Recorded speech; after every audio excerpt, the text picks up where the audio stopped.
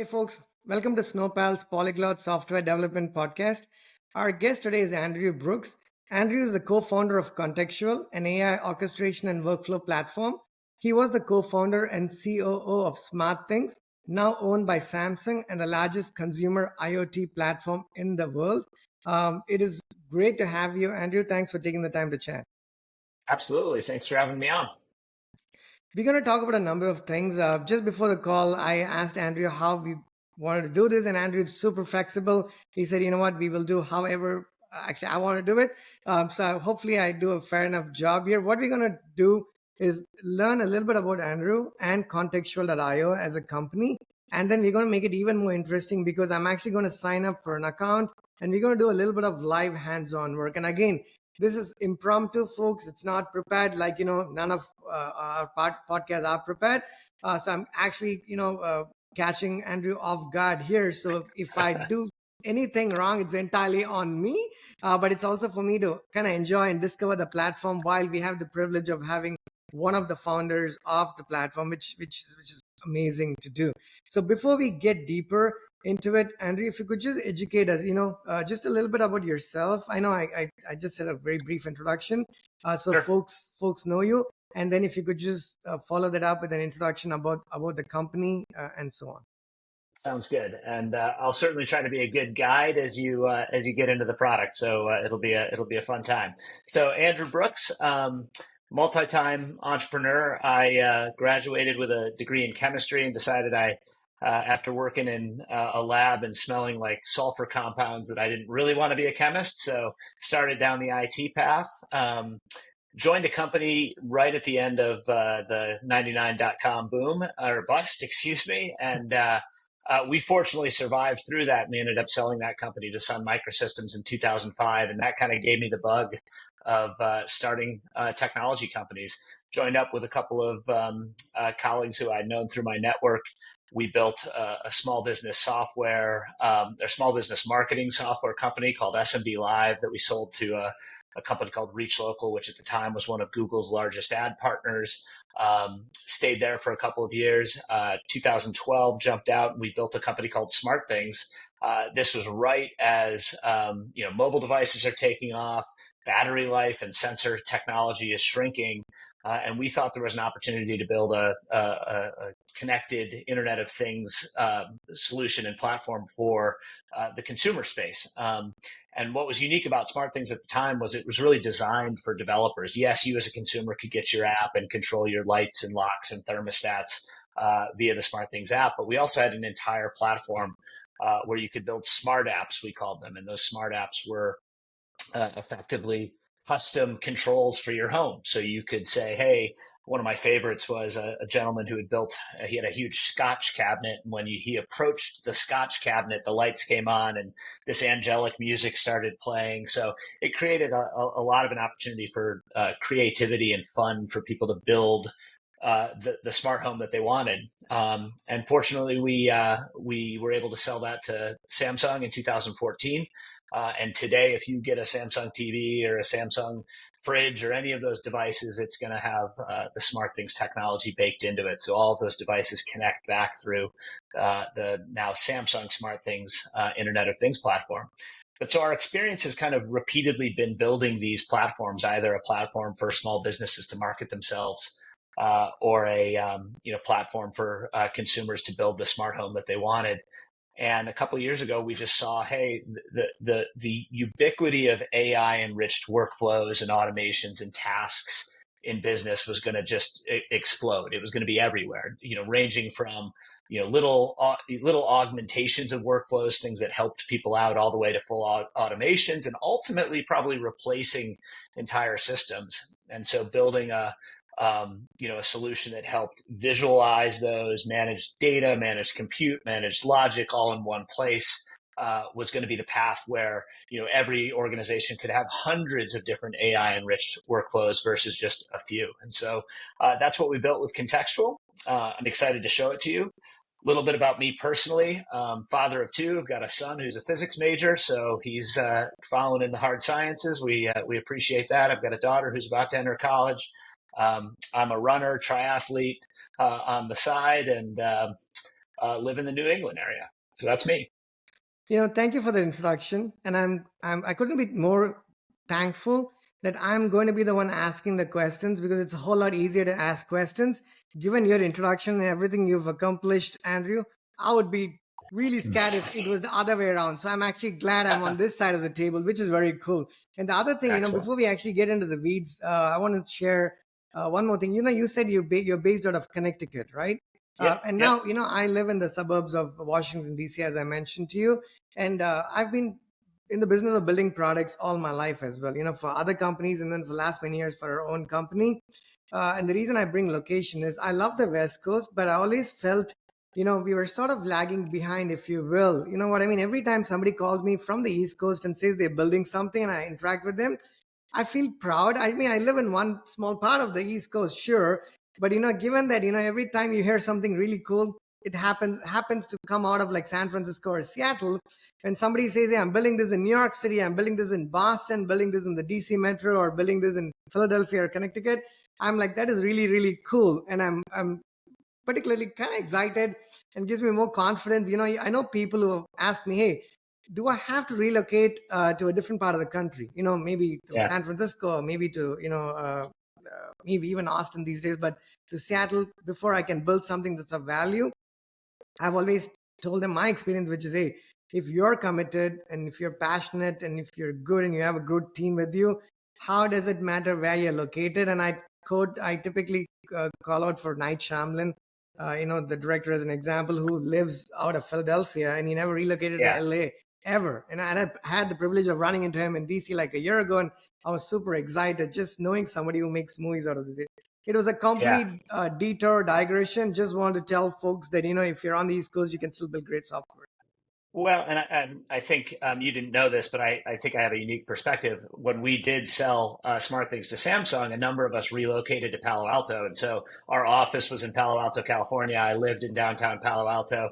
We ultimately moved our office down to Samsung's Mountain View location. So a number of us were there kind of in the heart of it. And we all kind of left. We went back to where we wanted to raise our families, the environments that we wanted to be in. But we also knew by building those relationships that we could build technology and build amazing platforms regardless of where we were. So having done both, right, having been in the heart in Palo Alto, but also knowing that we can build great technology from wherever we are, it works out great. We have an amazing team in Minneapolis. That's been a great location for us over decades of building technology, where folks who love where they live, they love their community, and they want to be part of a team and part of a group can do amazing things. I agree completely. Absolutely right. And I was going to say, the Halloween is coming up like in a month, and I was looking up the Halloween economy. I think it was like 12 to 15 billion dollars is actually spent, on that single day or for that single day. So I think there is money and opportunity everywhere you look. I mean, we live in the best For country in sure. the world. Sorry, folks, if you're dialing in from elsewhere, I'm sure that's good too. But I'm just going to say, as I feel it, there is opportunities, and we just have to grab those opportunities. So that's awesome. So it's a great introduction. So without further Excellent. ado, I want to jump into the actual platforms. Now, what we're going to do is Chris stumbling into a bunch of things he has no idea about, but we're going to discover and learn the platform. I'm going to do a screen share, but I'm going to go back and forth, Andrea. I'm going to stop sharing so I can look at you, because when I do the screen share and switch windows, the way the windows are positioned, I won't be looking into your eyes. So I'm just going to do it back and forth, just warning you up front there. Um, Perfect. and I'm going to start sharing, but I know you gave an introduction, but once I start sharing, if you could just tell us a little bit about, hey, maybe let me give you an example. Like we are a startup, small startup based out of the DC metro area. We have a few different products in production. We build web apps, mobile apps, and APIs, and we have them deployed on API hubs. And we'll learn more about it as we go in this call. But I want to know, hey, for folks who are watching this, what are the type of problems that they could potentially have that they did not know that there could be a solution coming out of like contextual.io, for example? Because you have a number of problems, and sometimes if you don't know of a solution that's out there, you never explore that as an alternative, and you tend to keep going back to how you did things in the past, which is never the right way to doing things. So as I share this, one of the first questions to you, Andrew, is what are some of the common problems, like your market, when you're selling this to somebody, who's sort of your target customer, and what are your unique selling propositions, right? I mean, if you could Yeah, start there. great. Um, so Contextual is an AI orchestration platform, and for us, what that means is um, AI solutions that are adding real ROI into the enterprise right now, or into the mid market. Range of sizes of companies. They tend to be multi-model, meaning they're touching multiple AI systems, be it multiple Gen AI systems, some purpose-built LLM endpoints, or a custom machine learning model, that they touch multiple models to achieve an outcome. They're often leveraging data from multiple locations, both internal data, so data out of the enterprise itself and existing CRM or ERP platforms, as well as federated data from other sources. And so they're ingesting a significant amount of data. And as a result, there's a lot of coordination or workflow that goes into achieving an AI outcome. And that's where AI orchestration comes in. It's the coordination of the data, the logic, the connections to third-party services, third-party APIs, third-party AI models that we specialize in. And we've put a nice visual layer on top of that to make it easy. We're a low-code platform, so ultimately we're designed to help any technologist be successful. And so where do we think we differentiate? A few things, and then we'll talk about examples. Differentiation from other, business process management or workflow engines is, a focus from day one with AI solutions being the core. How are people going to construct their data? How are people going to construct their workflows in order to wrap AI into an existing process or workflow?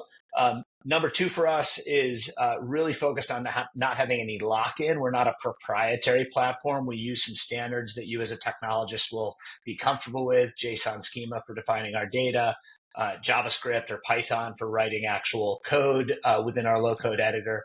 So no lock-in with respect to the technologies that we're using. And then ultimately, we really look at a fair pricing model. Our pricing is really tied to the compute that you're using to run these individual workflows. And we think that's important for calculating ROI of these AI solutions. If you can really understand, hey, this thing's going to, run 20,000 events through every single month, and that's only going to cost me, $35 a month to run that engine, you can really get a sense of what the value is. So we've made it very approachable. And part of that economically is because the types of solutions we see being built on Contextual, to kind of switch to the second half of the answer, range from what I would consider really basic workflow augmentations. I want to take a lead that I have from a CRM platform and do some augmentation to it. I want to use WebPilot to go and enrich it based on their website. I might want to use a custom LLM to classify the lead, and maybe I have a machine learning model that helps predict whether or not I'm gonna win that type of business based on historic win-loss rates of my leads. So it might be a really basic augmentation that plugs into an existing process or task. It might be replacing a human task that historically has been burdensome. And so that might be how do we automate a task that otherwise took multiple humans, multiple steps, ranging from curating data, processing data, reformatting data, inserting data into a new system. And so, when we look at the kind of four buckets of solutions that are being built on Contextual today, it's going to be go-to-market functions. So AI go-to-market, we call that. Again, that's things like pricing prediction and dynamic proposal generation, or product selection and recommendation. Things that are taking your existing CRM or marketing workflows and augmenting them. We see AI service delivery, so that's around operational efficiency, ranging from in a warehouse, what's the right slotting for our product in the warehouse to make sure that our pick rates are as fast as possible, all the way through, hey, on the back of a storm where a service provider is plowing snow, how many plows should it take to actually clear based on the inches of snow? So AI service delivery. AI data is a big one. People are transforming data in a million different ways. They're enriching data by going out and pulling third-party data sets. And then lastly, IoT solutions. As people instrument infrastructure out in the field, more and more data is becoming available. And so how do you organize, look for anomalies, look for patterns in that data? And those are the four buckets that people are being successful with contextual today. And generally, we see these solutions being, they're very bespoke and custom to the organization. They have a process, they have a vision for how AI can assist that process, and we make that possible. We make it possible to build those custom solutions in a really scalable way. Beautiful, right? I'm going to ask a few silly questions. I'm not one who shies away from asking silly questions, so here I go. Um, Sure. my read, based on what you're saying there, and please correct me if I'm wrong, which I probably might be, is we have, let's say, we as a company, we have an existing system. Let's say we have a bunch of different microservices that are chartered to doing X, Y, and Z, whatever it is that they are doing. They are separate services. Now, in our case, they happen to be on AWS, but they don't have to be. They could be on three Sure. different cloud systems. You Yep. mentioned AI orchestration platform. So at the highest 30,000 foot level, Andrew, here's what I'm imagining, and tell me which part of it is right, what is wrong, what is completely off. I have a number of these services that each one has a particular job to do. Now they're all, let's call them disconnected or disparate because they have different purposes and they're doing X, Y, and Z. Now, when we say an orchestration platform, does it mean that if I have a need for these services to interact with each other, now they interact with each other and also with other third-party services. If, let's say, short of a tool, I would have to build some sort of an orchestration layer. Now I could use the other orchestration platforms that's out there. I've used one years ago. I don't know if it's still around. It's called Oracle Bipple, was one I had used some time ago. There was one called JBPM, and these are all orchestration platforms and frameworks. Essentially saying, you know what, I have a way for these systems to interact, to talk to each other, maybe synchronously, maybe asynchronously, maybe in one of many ways, rather than build a system to facilitate that at the starting point. Can I say that we could sort of look into contextual.io to say, you know what, I have a need for these systems to talk to each other and do something collectively. Should we get started? I mean, is that meaningful, or am I missing something there? No, I think that's right, and I would extend it into, there's a category of business process management or BPM platforms that traditionally are about back end workflows, back end tasks, back end operations that might sit at the intersection of your disparate systems. Like you said, I'm using Salesforce for my CRM as an example. But I want to go out and hit a data set of job listings from a third party source. You're not going to code that in Salesforce. You're gonna pull, let's say, your quote out of Salesforce, look at a number of job listings, you do the prediction as to what that quote should be priced at, and then insert it back into Salesforce. So the orchestration for us is, yes, existing systems, third-party data sets, and then AI models that might be applied to that. We're not a model ourselves, but we sit at the middle of those, and we find that the steps required to realize value in those solutions are often, you transform data, you have interstitial data, you have temporary data. And to your point, it could be a continuous system, it could be a persistent system, or it could be an ad hoc system, it could be an asynchronous system. Either of those can be built on contextual for sure. Okay, makes sense. So now let me actually share my screen again. Now we're going to, and folks, just I intentionally did not check this out before the call because I typically try to do these recordings as a first-hand experience doing it the first time, so we sort of collectively learn as a group of people. And I find that even if I'm sitting by myself, actually doing it with the recording turned on makes me feel like I'm having a conversation. It's almost like you're hanging out with folks in your team, and it makes it a little bit more collaborative. And if you're an extrovert like me, I think it actually helps quite a bit. So I'm just going to literally I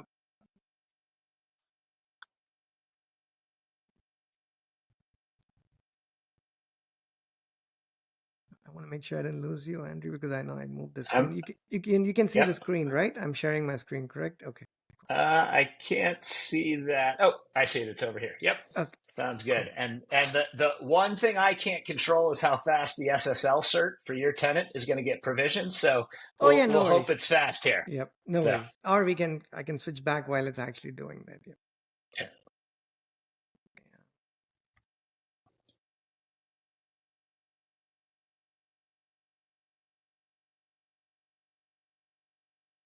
Oh, you don't want to receive our emails? Come on, Krish.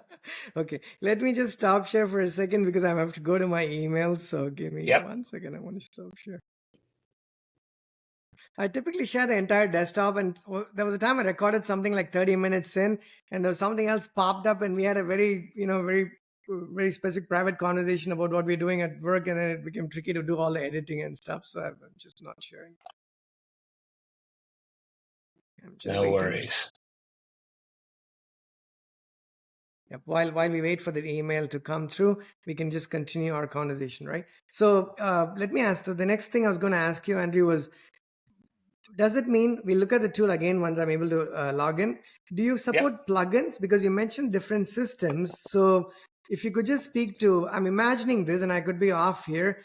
I'm imagining a system where you have plugins that for many different kinds of plugins that you support for us to be able to interact with other systems. You mentioned Salesforce. Does it mean there's some sort of a Salesforce plugin on the contextual.io platform?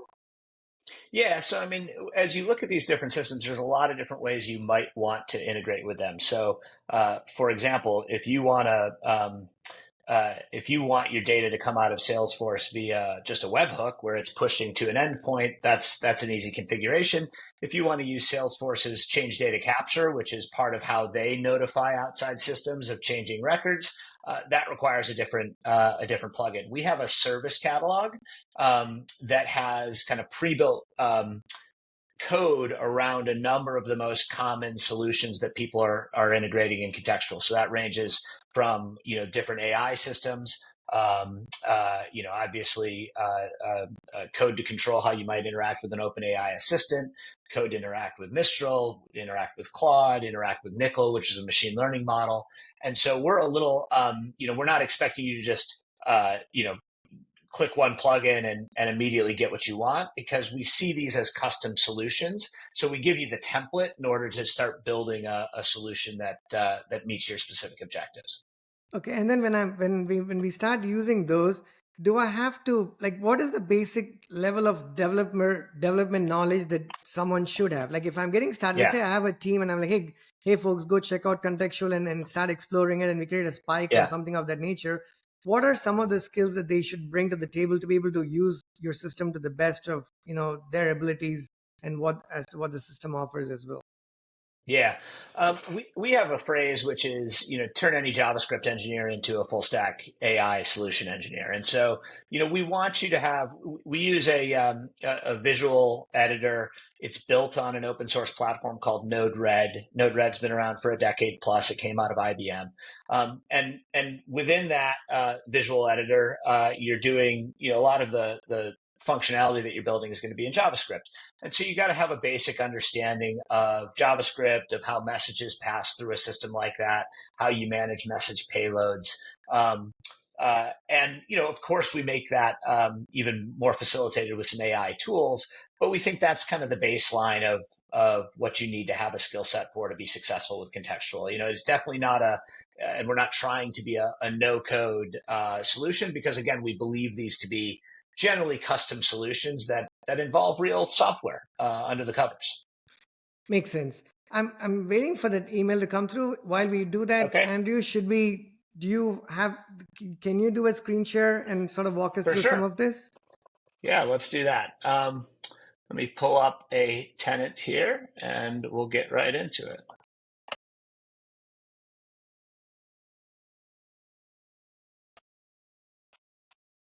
All right, and let me screen share here on this. And I'm going to share just the contextual Yep. window here. Are you seeing that? Yep. We see that. Yep. Okay, great.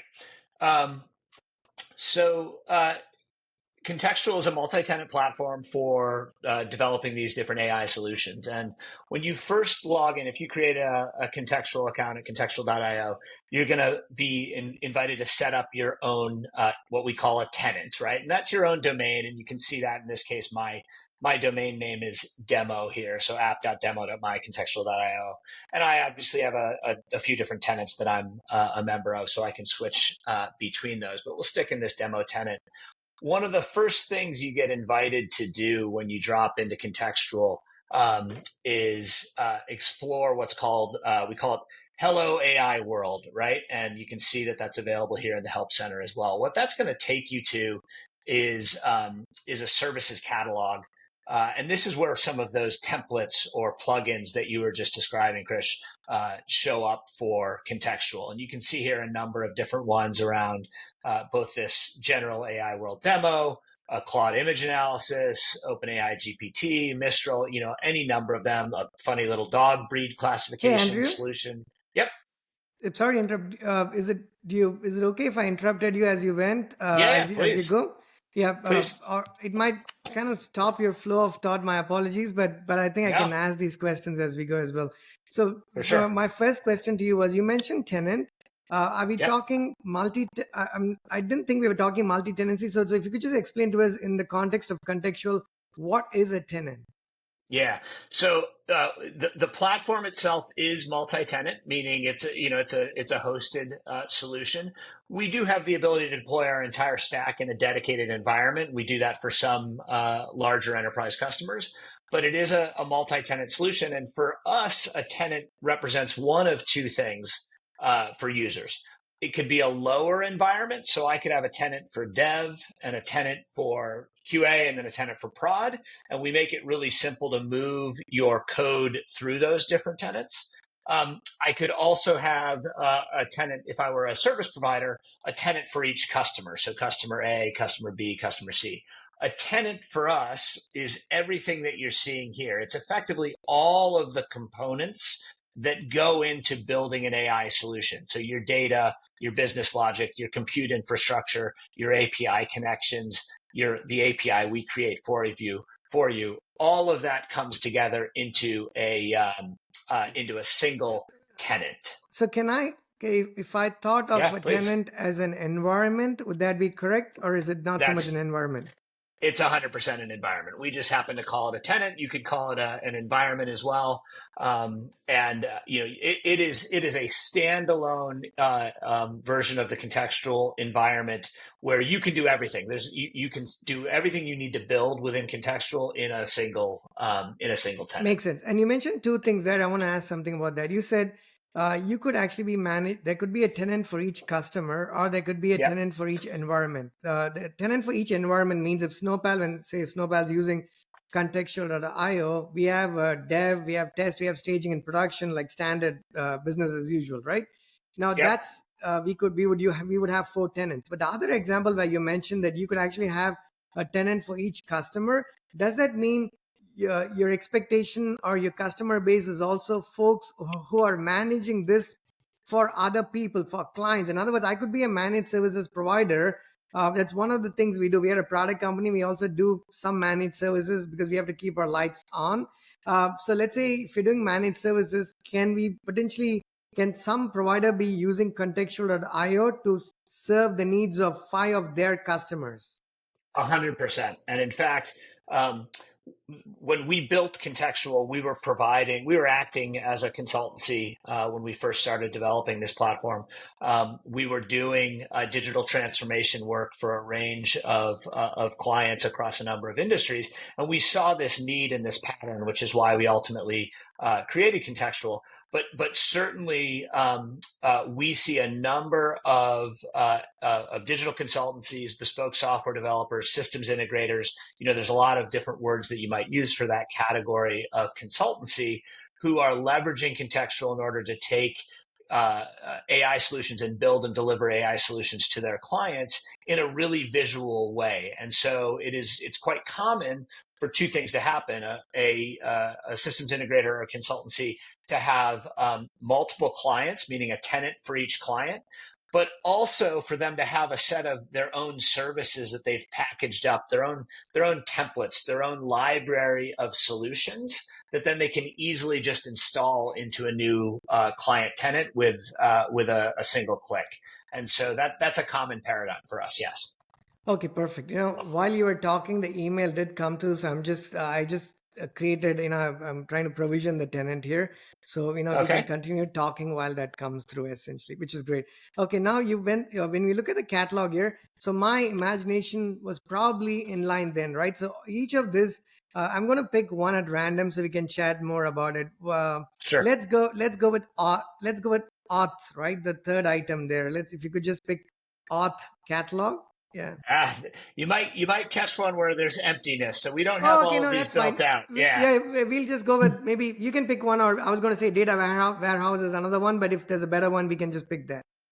Let's jump into one of these AI ones because ultimately they tend to sit at the intersection um, of a lot of the solutions Oh that yeah, we no, see perfect. happening.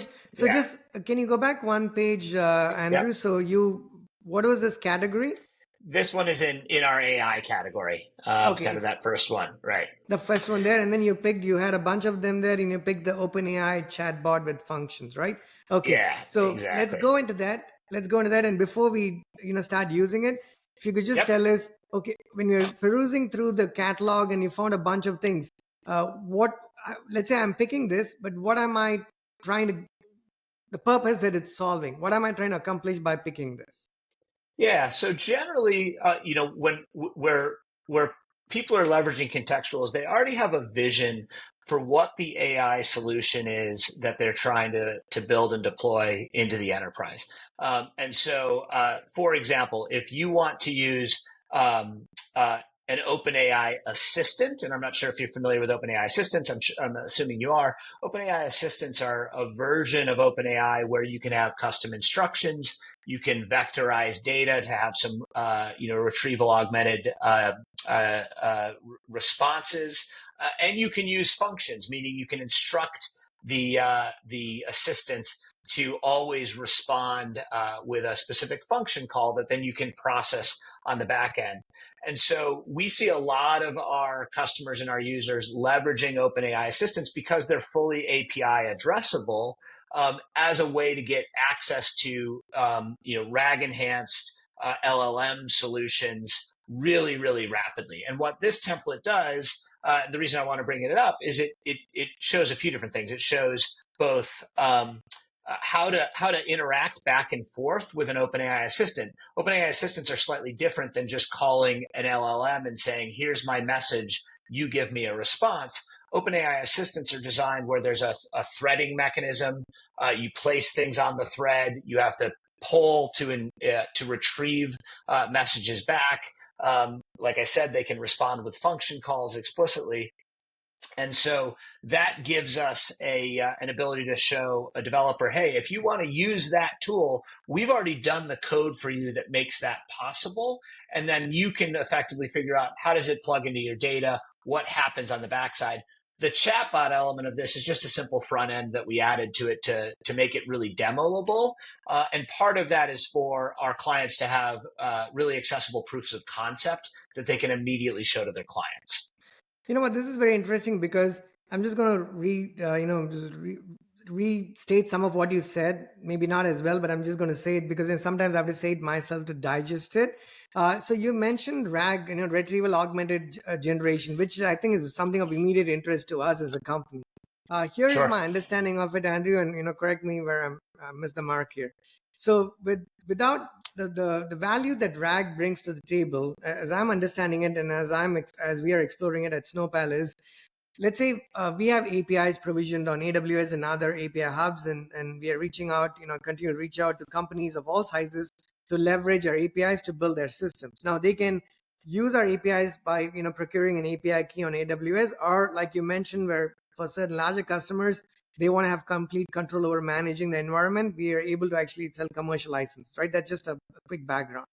Now, in Mm-hmm. that context, the data is data that they own and they create. Now, if you're using our backend systems and you're just going to AWS to sort of procure an API key, sure, we are a multi-tenant system. Your data lives separately from the other tenants, and things work fine.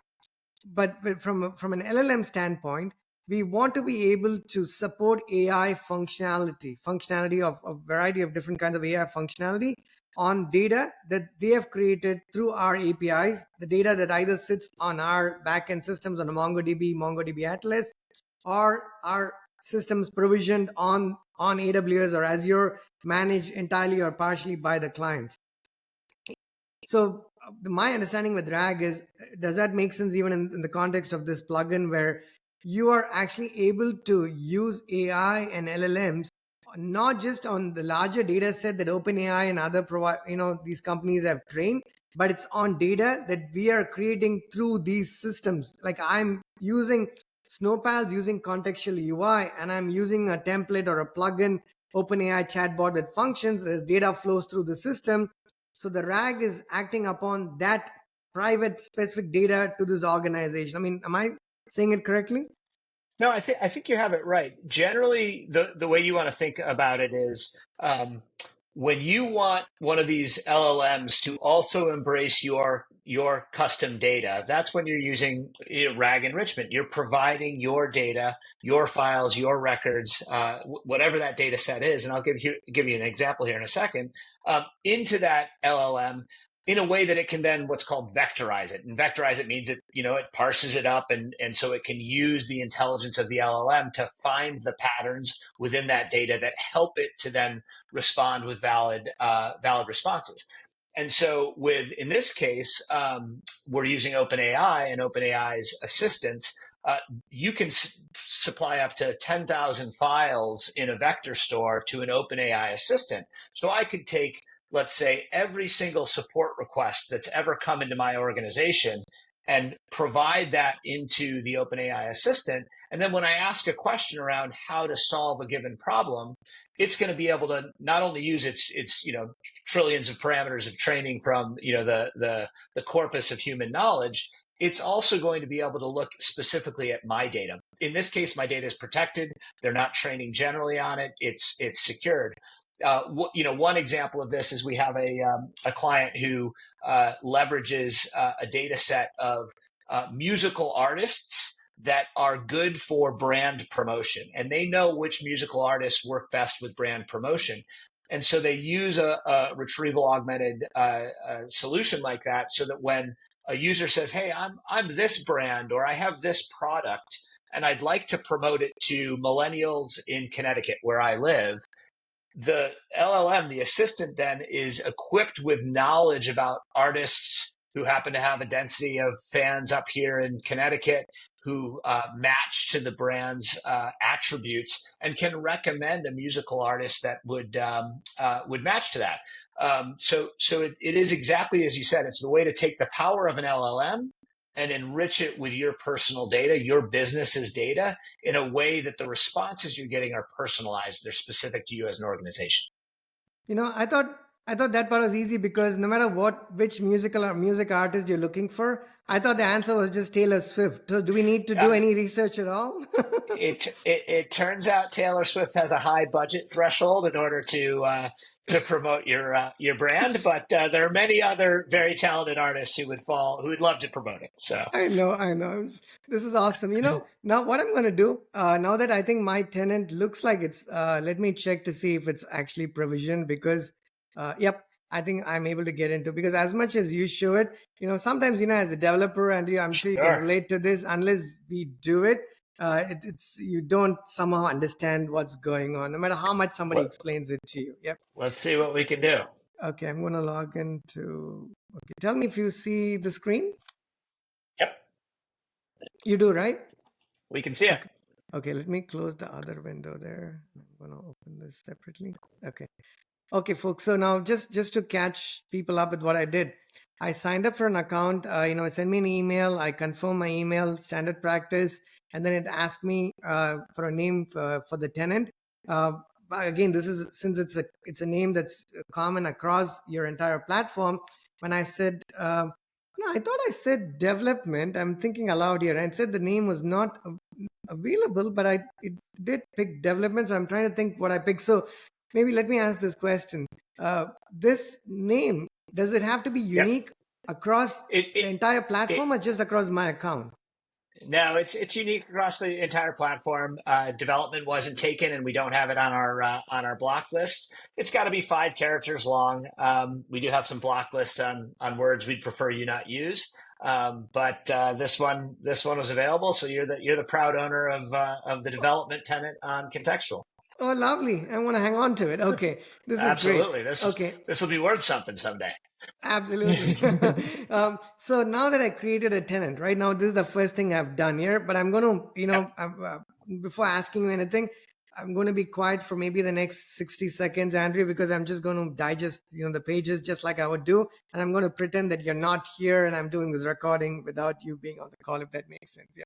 Okay. It will drive me nuts, I'm sure, but I'll sit quietly. No worries. Okay. So I'm going to talk because, it's still, I do talk during the podcast anyway. So I created the tenant. So this is the URL to my tenant. So one of the first things I would do is just copy this address.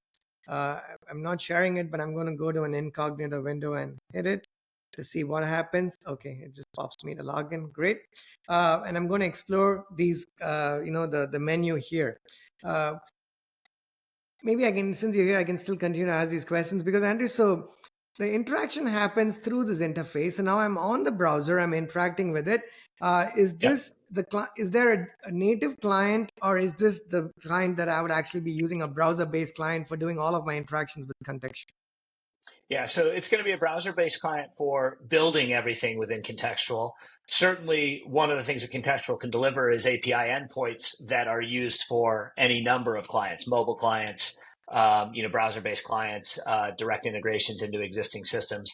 So, but when you're developing within Contextual, when you're building your data structures, which we call object types, your logic, which we call flows, that's all going to be done here in this browser experience. Okay. And then what is the role that I'm playing? In other words, when I say I have a team, a startup with, you never have enough people, but hopefully you have Yeah. some people, right? So am I asking the developer to do it? Am I asking the architect to do it? Am I asking the product manager to do it? Am I asking the DevOps engineer to do it? Who would be the ideal role to actually be exploring this even at the early stages? Yeah, definitely a developer. And again, as we were talking about earlier, typically there's a vision for what an AI solution is, what tools we might want to use, what the data is that we're going to be manipulating.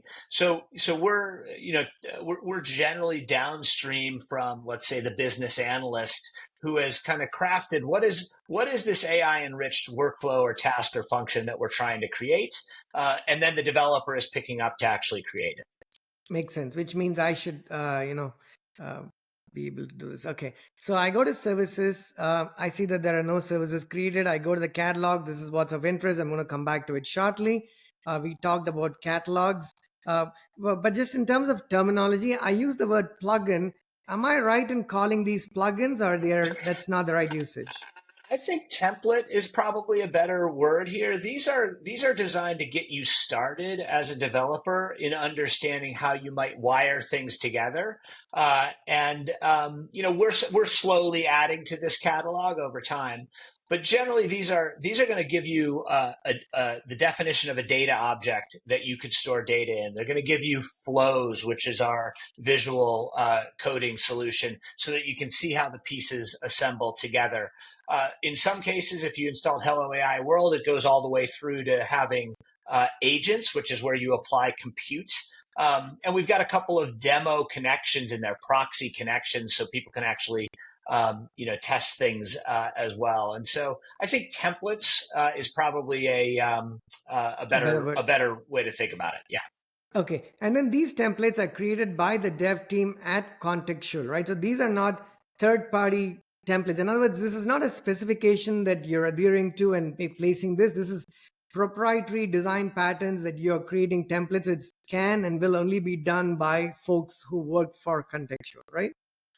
I certainly think we see a future where the catalog is opened to other contributors, development contributors, the development community. And in fact, we have taken some examples from very friendly developers who aren't part of the organization and incorporated them into catalog elements. But yes, you're right. Right now, these are all things that our engineering team has found value in, has found a client using. And so we've built them and deployed them in here. And we typically add one or two additional ones a week. Lovely. Okay, cool. And then I'm going to hit the drop down here, which means if I had multiple tenants, it's going to have a list of those tenants. And if if I have 4 environments, for instance, I'm going to have dev, test, staging, and production. But if I'm a managed services provider that is actually working with a number of different clients, I reckon I would prefix it saying snowpal dash dev, snowpal dash prod, contextual dash dev, contextual dash prod, and so on, right? So I'm going to have a list of all of my tenants available here in this drop down here, and I can go pick and choose the tenant. So we're going to come back and Correct. revisit each of these, but I'm just quickly clicking through these buttons Great. here. So we go to components, we have object types, we've created nothing, so it's empty. Flows is empty, agents is empty, connections is empty, and then the profiles here is empty. So we'll come back here. The difference between a catalog and a component. So now let me completely speculate and imagine and say something so wrong and have you correct me there, Andrew. So we have a catalog of a number of different things. We're going to pick and choose one. We're going to come back to it shortly, like OpenAI chatbot with functions. I reckon like once I create and do something with it, these are going to get populated. Is that correct? That's exactly right. So these templates consist of one or many of these components, right? And that can range from that OpenAI was assistance. I think it's got a flow. It's got an object type, which defines the data. But they can also be, if you scroll, I think if you go to the bottom of that main list, there's one that's just 17 different object type definitions for a work order management system. So it doesn't have to be we can package up different pieces together. Yeah, that one, the work order management system, that's just a bunch of object definitions for Oh, I a see what you complete, mean. yeah, So I yeah, can tie this here, right? So it says 0 agents, 0 flows, 17 object types, and 0 connections. But I went to the other yeah. one there. I noticed that all of them actually had something in there. So let me go to the OpenAI chatbot. So once we actually start using this template, I guess we can expect to see 1 agent, 1 flow, 2 object types, and 1 connection in this list here, right? You got it. That it's going to pre-install. One thing it doesn't do is hydrate with dummy data. Something we're considering. But yes, you'd have one of those one agent, 1 flow, 2 object types, 1 connection immediately installed into your system. They are what we would then consider owned components, meaning they're yours to manipulate, to change, to package up, and to leverage as you see fit. Okay, cool. And then if what I'm also going to try and do, perhaps either we have time during the call or afterwards, is use two catalogs, 2 items or 2 templates from the catalog, because I want to see when I have multiple agents coming in from different catalogs, how that separation is, and things of that nature. But that's something we can slowly explore. For So sure. object types, flows, agents, and connections. And then here there is a description of this particular template, right? It just says, this is the template, what the template does, what the features of the template are, and if I can speak to the larger development community, which I shouldn't be doing, it's likely that before we read any of this, we're going to actually click through and see it in action, and then come back and read this. Hopefully, one day to discover. Uh, Sure. but that's that's just me talking, me thinking aloud here. Absolutely. Yeah. And So if okay. you, if at any, all of these catalog entries have a more detailed description in our docs. It's at docs.contextual.io. You can drill in and it will actually analyze every piece of these solutions, really designed with a developer in mind to help them truly understand kind of top to bottom what's happening in this experience. You know what? I opened that window. Let me actually share the docs window here as well. Yep. Okay. There you go. So I pulled up. Okay. So docs for all of the documentation, understanding the terminologies, the system, and whatnot. We come here, understand what object types are, what they mean, and so on and so forth. Right? Okay. This is beautiful. You got it. This is And where we. that first section, you see it says training up at the top. There's a three course training thing that really gets you started building a solution on Contextual. with all the instructions and details, some video overviews. So we've really tried to make it easy for that developer to get up and start using it. Oh, nice. Okay. I remember I mentioned I try to do review products as well, software, I should say, as part of some of the podcasts we do. This is something I can check out, while I actually do it offline as well. Okay. So let me come back to the Awesome. other screen so I can share the screen we were looking at earlier. Okay. So let me make sure I'm sharing the right screen. Yep, that's the right one. I'm going to continue here, right? So then we have something called records. Data. So essentially, we start with the catalog. We pick one. We pick a template.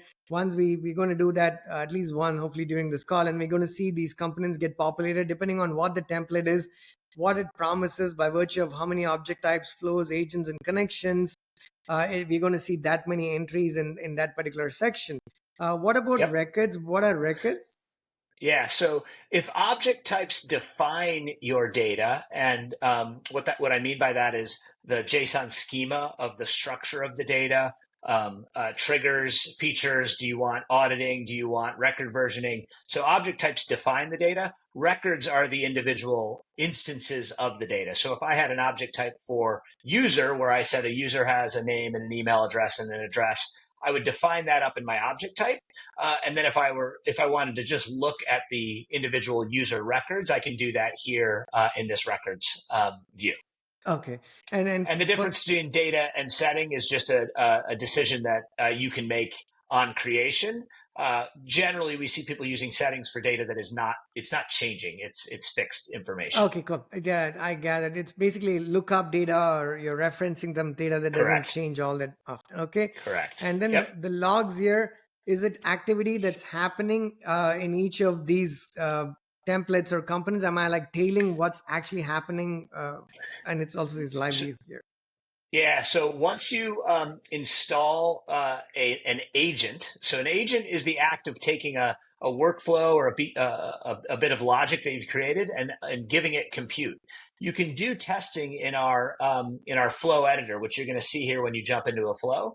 But once you're ready to say, hey, I want to give this compute, I want to set this live, that's where logs kick in.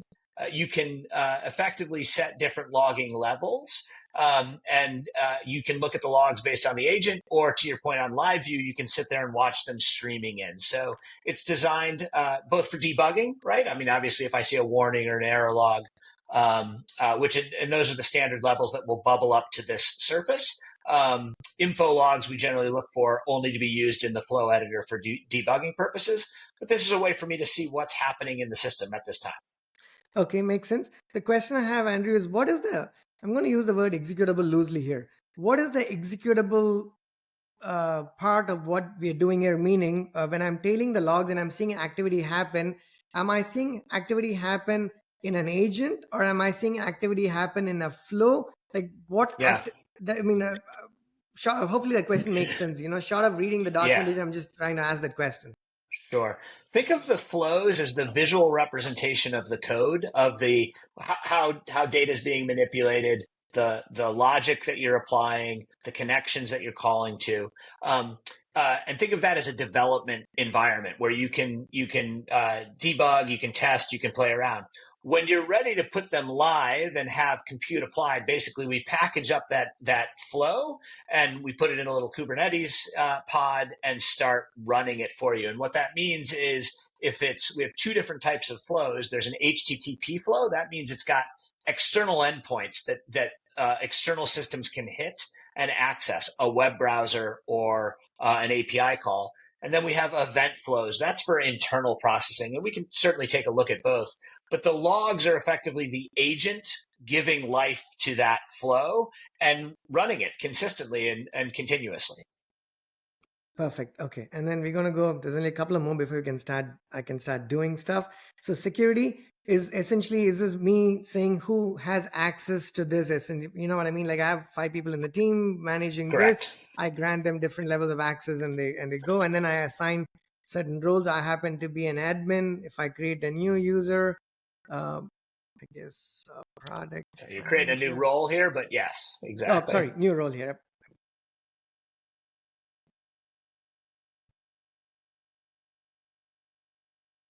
Okay, and then I have, And then if you click on permissions, you can say exactly what you want to have this thing do. okay. So let's say I'm going to pick a bunch of these things.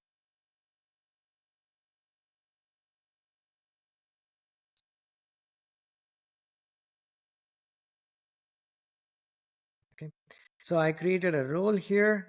There was a default role that was created when I actually provisioned this, and the permissions should. This is set to everything. Yeah, there you go.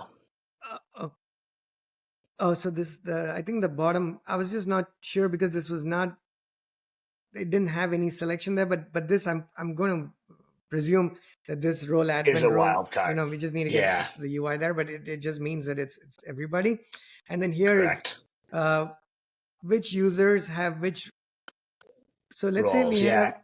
we have And you are, while you're labeled as an admin, you're actually the owner of this tenant. So that's why you're not, you have a higher level role since you created this, which is why you're not showing up in that list showing of up. admin users. You're at the owner level. So you're one level ahead, one level Okay, above. got it. But I think we get the idea here. So your user and role Yeah, management. So we would basically create roles and assign, privileges to those roles, and then you can, again, have the mapping between the user and the roles, and say, hey, this user is going to have these three roles assigned to them. So that's the security correct. facet of it, which I think since we're going to be doing a lot of this as admin today, I think we are fine there. Yeah, And and then we just go. as one Sure. note on that, oftentimes if you have a business analyst, somebody who's just going to be looking at data or manipulating data, they might have a view only role and use the UI of to look at the data, look at the processing of the data in here. And so we see that happen, even though you as a developer are kind of the first person in contextual. Oftentimes the business users are invited in with a view only role to understand what's happening with the AI processing of their data. Okay, and I'm going to just digress for 30 seconds and tell people something. Yep. You know, it's always easy when you get started to assign the maximum possible privilege and the role, saying make everybody the admin, and you're like, let's come back and revisit this. But I've seen this happen time and again. I'm going to just share my 2 cents here to our listeners and watchers. Is that hardly ever happens, and it ends up being a tech debt, and we are guilty of doing something like this. We have our lambdas provision on AWS, and learning AWS's access control, you need a lifetime for that, right? You need an entire lifetime for that because it's super complicated. So what happens is time and again, I've seen that you end up giving, okay, I want database access to like document DB. What the heck, let me just grant admin access so this person can do everything possible, right? This person or the lambda can do everything. And then once you're like, you navigate and maneuver through the environments, and now you suddenly find yourself in staging and close enough to production, you're actually worried about going back and changing the access levels because hell could actually break loose, and 9 out of 10 times it does break loose because you've now given a lot more than they needed, or that lambda needed, and now you're not sure how I need to wiggle out of here. So while it's completely all right to grant all levels of access when you're exploring a tool, I say that before you start leveraging it, I would err on the side of caution and give the least that I can potentially give. At least this is my personal advice. Least I can give. And then as it starts complaining that you cannot do this and do that, then you start bumping up those privileges, right? I just want to share that quickly. Yeah, and I think one of the ways we see that, I'm not sure we'll get to it today, but when you package up a service, all of the different components that you have for promotion from a lower to a higher environment, that promotion authority is obviously a very restricted authority. Is I should not be able to promote a service from dev to QA, or certainly not from QA to production, because that can have a significant impact. And so that's where we see a significant need to lock down those roles for sure. Okay, and then I actually have a question there, but let's just complete this API keys, and I can go to that. Yep. So here, yeah, if you can just speak to the tenant API and API keys, Sure. Andrew. As soon as you create an object type, a data structure in contextual, we immediately build a full API for you. So right now, if you clicked into tenant API documentation, that's going to be empty because you don't have any object types defined, other than some audit trail information, which comes default. But when you install, as an example, one of those services that has an object type with it, you'll immediately see that there will be new API documentation in here. So we've configured all of that API, but you now need to grant a key in order to use that. So Okay, so I created. Let me go here.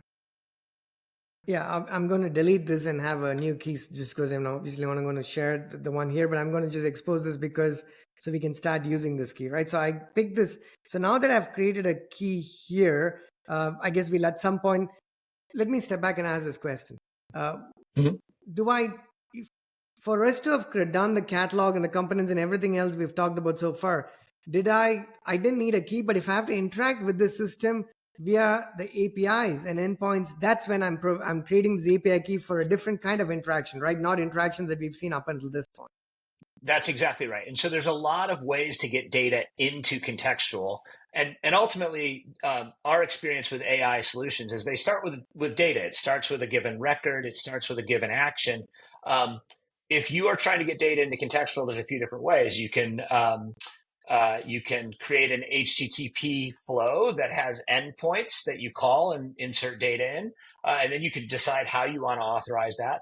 You can write directly to the object store, the database. That's where this tenant API comes in from a third-party system. So you would be writing from a third-party system into the contextual data store. You can also read from messaging queues, messaging infrastructures from Stream Native for Pulsar, from Confluent, from Kafka, Okay. if you wanted to pull messages off that way. Okay. So a couple of questions there, right? So first question, not the second one is the more important one for me, but the first one is, we have these components, objects, flows, agents, and whatnot. Can I use an API that Contextual provides for me to actually interact with my object types and flows and agents? Or do I need to come to the user interface to be able to look at what I have here? Yeah, let's go ahead and I'm going to just encourage you, go create an object type real quick manually. So click on object types and click on the plus in the upper right there. Yeah. And I don't know, name it user. Okay, user object. Oops, user object type. Okay, user object type. You don't need to give it a Yep. description if you don't want. Okay. Um, and if you go to the previous page for me, I just did want you to uh, you see that category that's default. That's where you choose whether or not it's data or Okay. settings, like we I'm talked going to about. pick That's just data. it's just categorization. Perfect. Okay. And what you're seeing here is how do we think about data and contextual? We use JSON schema to manage data, and so this you can see it's defaulting. It's giving you a name and a description as starting points. You could also use the AI assistant on the right. If you said, "Hey, add an address to this schema," it will give you an example of what you should do to that. Okay. And Lovely. it Okay. probably did that. And there's a little thing at the top that you could copy and paste the whole thing over if you wanted to. Okay. If that one will copy it, or you can just hit the Next. the two arrows next to it, and it'll move it right over for you. Oh, okay. Let me see. I think I have it copied. Let me paste it. If you want to put it in that left-hand column, if you're going to, if that's the actual schema itself. Ah, I see what you mean. Okay, I got it. Okay, I have it here, and I'm going to say next. So There you just for go. folks to know, we added address, and I didn't actually have to modify the schema manually. I just, typed the prompt to the AI assistant and said add a schema, and I can just change the length here. I'm just going to make it 10, and I'm going to click next. Okay. So these are some standard features you get right out of the box. Do you want an audit trail of who interacted with these records? Do you want record Okay. Yep. versioning? Yeah, version. I'm So just going to yeah, keep it simple for now. Just say perfect. create object type. Okay. Now we have an Great. object type here. Yep.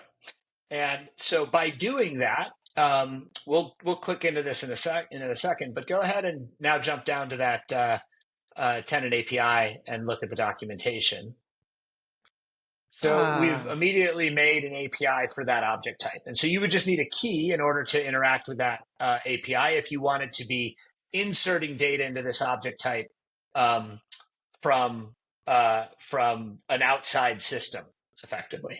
correct. In other words, let's say I open up, as we continue with this what I would do. It's going to take a little bit more time, but let's say I would go to Postman, let's say, or pick an API client of your like to your liking, go there and have this interaction. And this, for folks who have used Swagger, we don't use Swagger at Snowpal, but this UI should just speak directly to Be it, right? familiar. Yeah, it looks That's exactly. exactly right. Yep. And Okay. so if you pop back to that object type up under components, just click on that and open up that object type. It'll also give you a quick view as to kind of everything else that's available now that you've created this object type.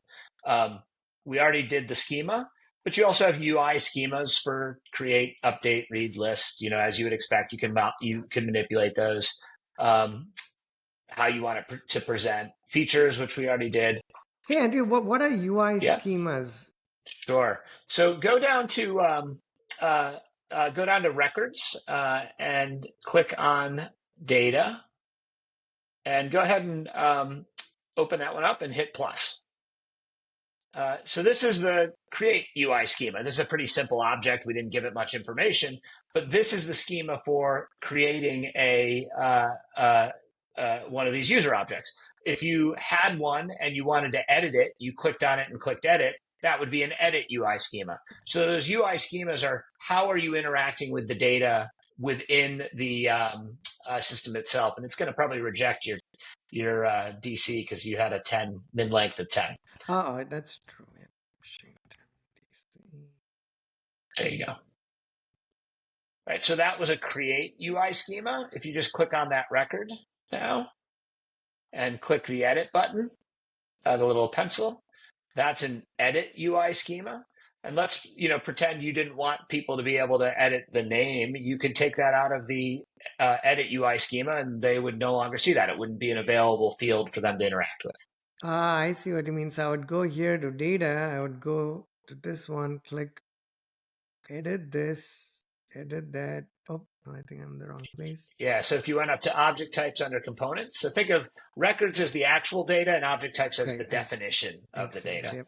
So you're saying I would say go to update here, and then I can remove address, and I would just save this. And now if I go back to records and data and here, and I click edit, I do not see address. So the UI schema refers to the actual user interface that we are interacting with here on contextual.io. In Contextual. Right? That's correct. You got it. That makes sense. And that's important, again, because that business analyst who's in here interacting with data, you might want to have a custom UI that they can't, manipulate certain data fields, as an example. Correct. So which means so there's two parts to it, right? One is I've created privileges and roles, limiting access to that particular user. But sort of separate from that level of limiting, I can actually go play with the schema itself, which is agnostic to the user or the role. It's like saying, hey, no matter who's doing it, I don't care if you're an admin or I don't know, a developer or whatever the junior role there is. No matter who you are, I do not want for you to edit this or update the address because for whatever business reasons, this should not be updatable essentially, right? It's immutable of some sort. That's exactly right. And of course, if they have permissions to go edit that object type, they could manipulate it themselves. But that comes back to your point. If you give everybody admin, they can do a lot of different things, and you might want to limit that from the beginning. Okay. And then the other question, you may have answered it, but I forgot, which is for me to get a list of these object types, and let's say I have an object type here, I have some data here. Does Contextual provide an API that we can use to navigate and discover what data and what object types and regions and settings we have here? Yeah, so all of these records now are going to be available in that tenant API. And so that's for exposing the data, and that's going to have get, post, and should have some potentially search, et cetera. But oftentimes, again, this is for folks who want to insert or manipulate data from outside the system. Generally, what people are doing is manipulating data in the system. And that's where the flows come in. That's where your logic is happening to interact or manipulate, one of those records natively within the platform itself. Okay, cool. And then last but not least, we have the tenant settings and we have the usage charges. This is in terms of pricing. And I think you mentioned at the top of the call, and I think I saw on your page as well, you're paying by usage, right? You're not paying anything on a monthly or an annual basis unless there is usage. Correct, Andrew? So we have three tiers, a free version, and this is all available on the website under pricing, a free version, and then there are paid versions that unlock additional features. But the primary way that you pay for Contextual is usage, and you will not see usage-based charges until you set up an agent that is actually using compute. And a last point to make here: if you go and click on your initials in the upper right-hand corner, and go to customer account, not user account. Oh, that one. Yep. You see, you've got a $25 balance. Every new account gets a $25 balance, so that you can start using Contextual effectively without having to put a credit card in or do anything. You can get your flows live. You can get your agents live. You can see Contextual working without having to contribute $1. Okay, the one thing I missed here, I think I forgot to ask. I think we went through all of this, but I never asked about services. So, uh, Yeah. Services are two different things. When you install something from the catalog, it's installed as a service. Effectively, a service is a packaging up of the components within Contextual in a way that you can promote and move that around. And so right now you've created the default service. You have an object type called pop back into that this one here. service, pop into the service itself. And click on that, and you see over there on object types, that little search to add object types drop down. Yep. You've got one object type, so if you said, hey, I want to add that, you can add it, and now that is part of the service. Now this is a pretty basic service because you don't have agents, flows, all of the things that make a solution actually run. So a traditional service might have five or so object types, a couple of different flows, a couple So, of which different means, Andrew, to agents. my question earlier, should I Yeah, look at the service as the actual core executable, meaning this is literally what is being run? In other words, when I have a service, like in our example of Snowpile having 4 environments or 4 tenants, and the other managed yeah. services example where you're working with 2 clients, and let's assume each of them had 4 environments themselves, so there could be 8 of those tenants. How does the service tenant mapping work? Like if you took our example of Snowpile and 4 environments slash tenants, is there a one-to-one mapping, or is it like a 4-to-1 mapping between a tenant and a service? Yeah. So think of a service as a release package, a package of components that, when released together, achieve a business outcome. And so let's pretend that you had Snowpal client one and you had Dev, QA, and Prod. You might have a service for them, which is the AI lead analysis service, a custom solution that is doing AI lead analysis for them. You might also have a service that is their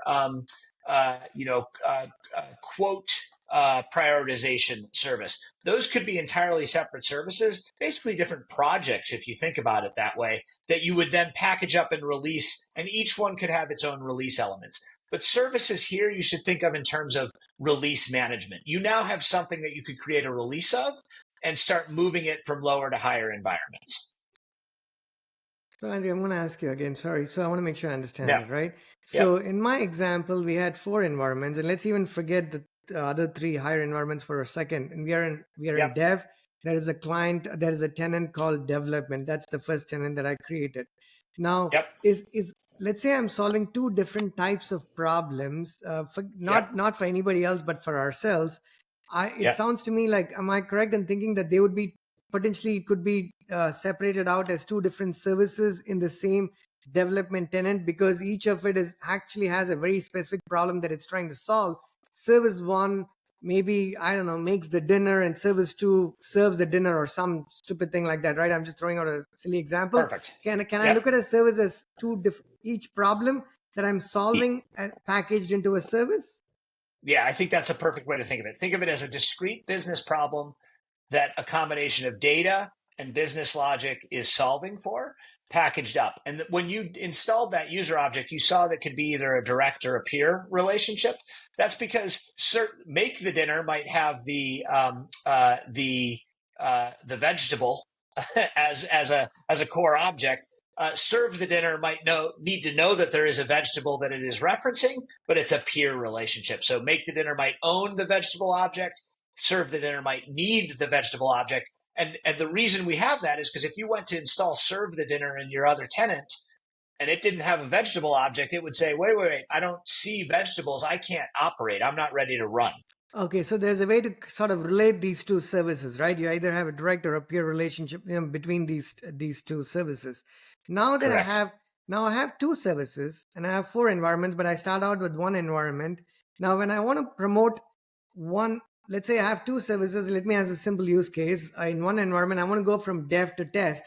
Do am I promoting this in entirety? Do I have to do I have to create? I'm imagining this, which is I create a second tenant called test, but I'm not recreating everything that I did obviously in development because I've already done that one time. All that I probably have to manually do is simply go create an empty tenant called test and then sort of promote everything I've done on development to the next tenant.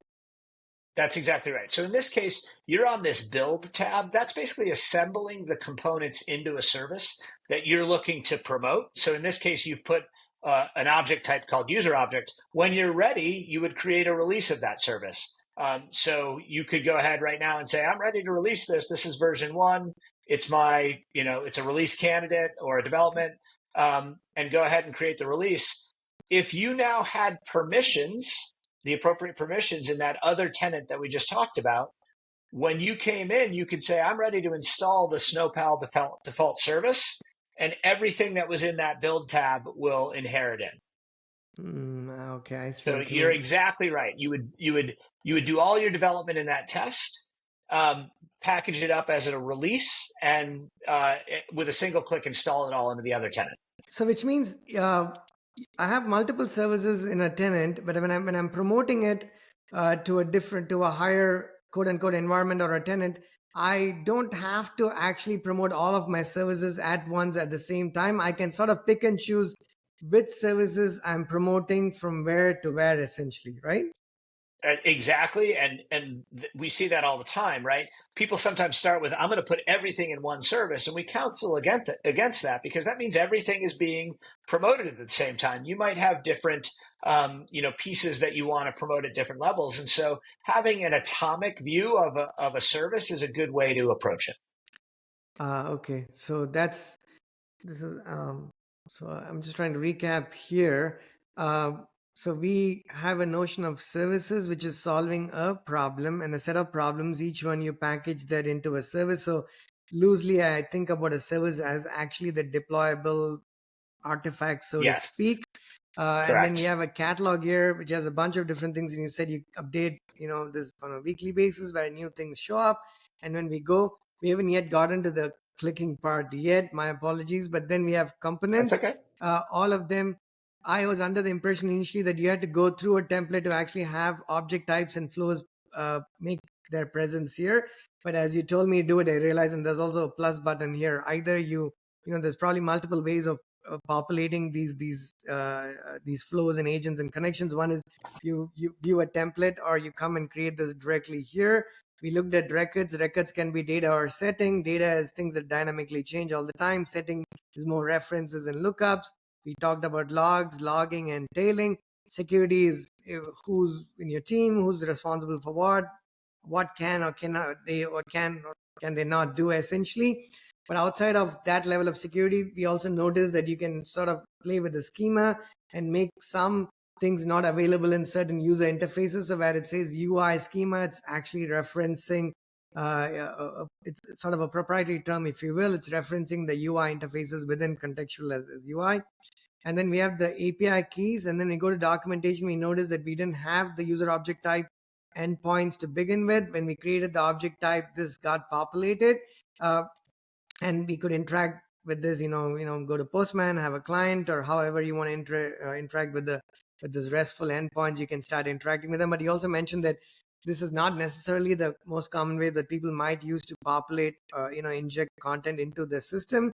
That's what flows are meant for. This is if data is coming probably from external systems, you might use this. But if data is coming from internal systems, then you're actually going to be using flows and leveraging them to managing this, and not so much API keys and the tenant here.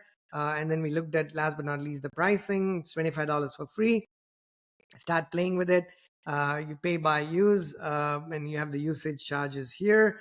Uh, did I do a reasonable recap of everything we've gone through there, Andrew?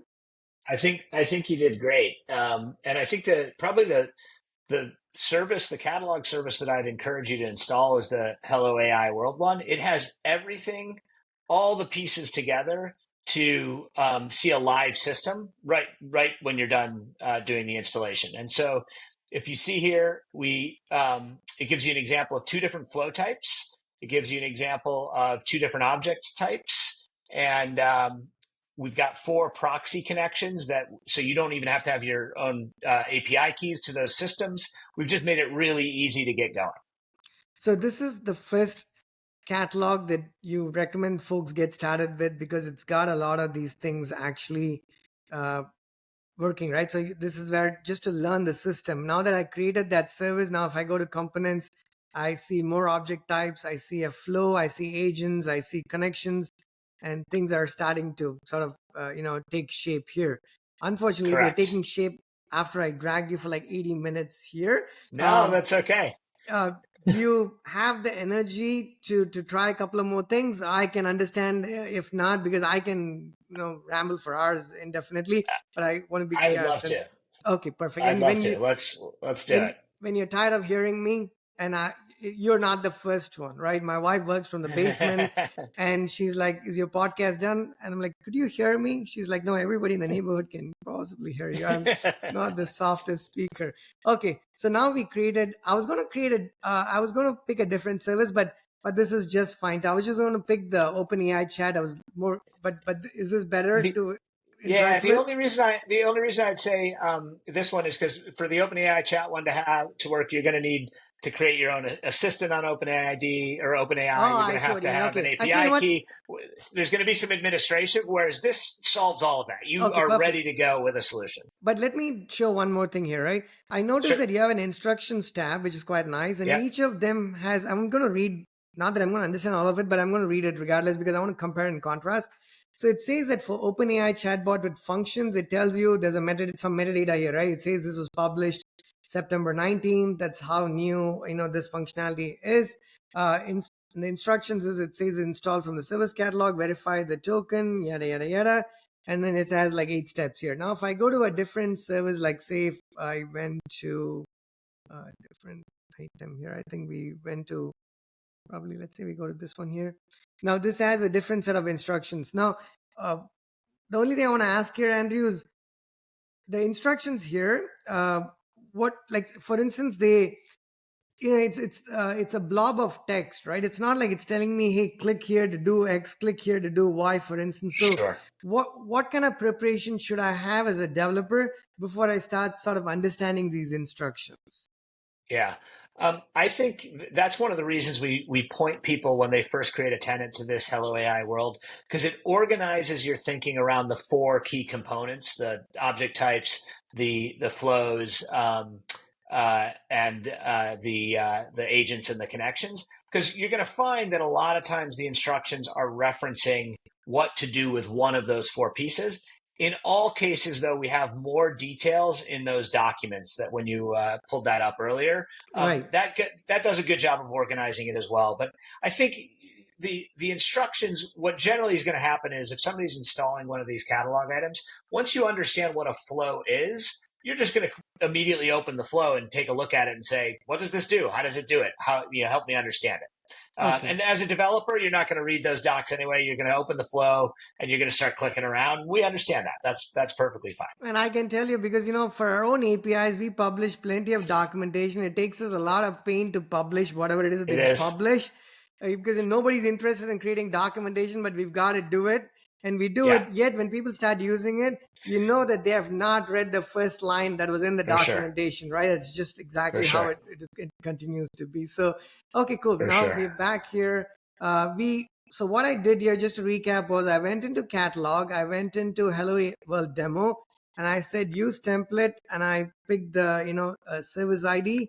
I didn't make any changes there. It says unavailable because I've probably not change something here. I reckon I have Well, to you maybe. already installed, yeah, you already installed all those objects, so it's not going to let you reinstall them because they're already named and in there. So it doesn't want to, it won't create new versions of those. Okay, so let me ask a question there then.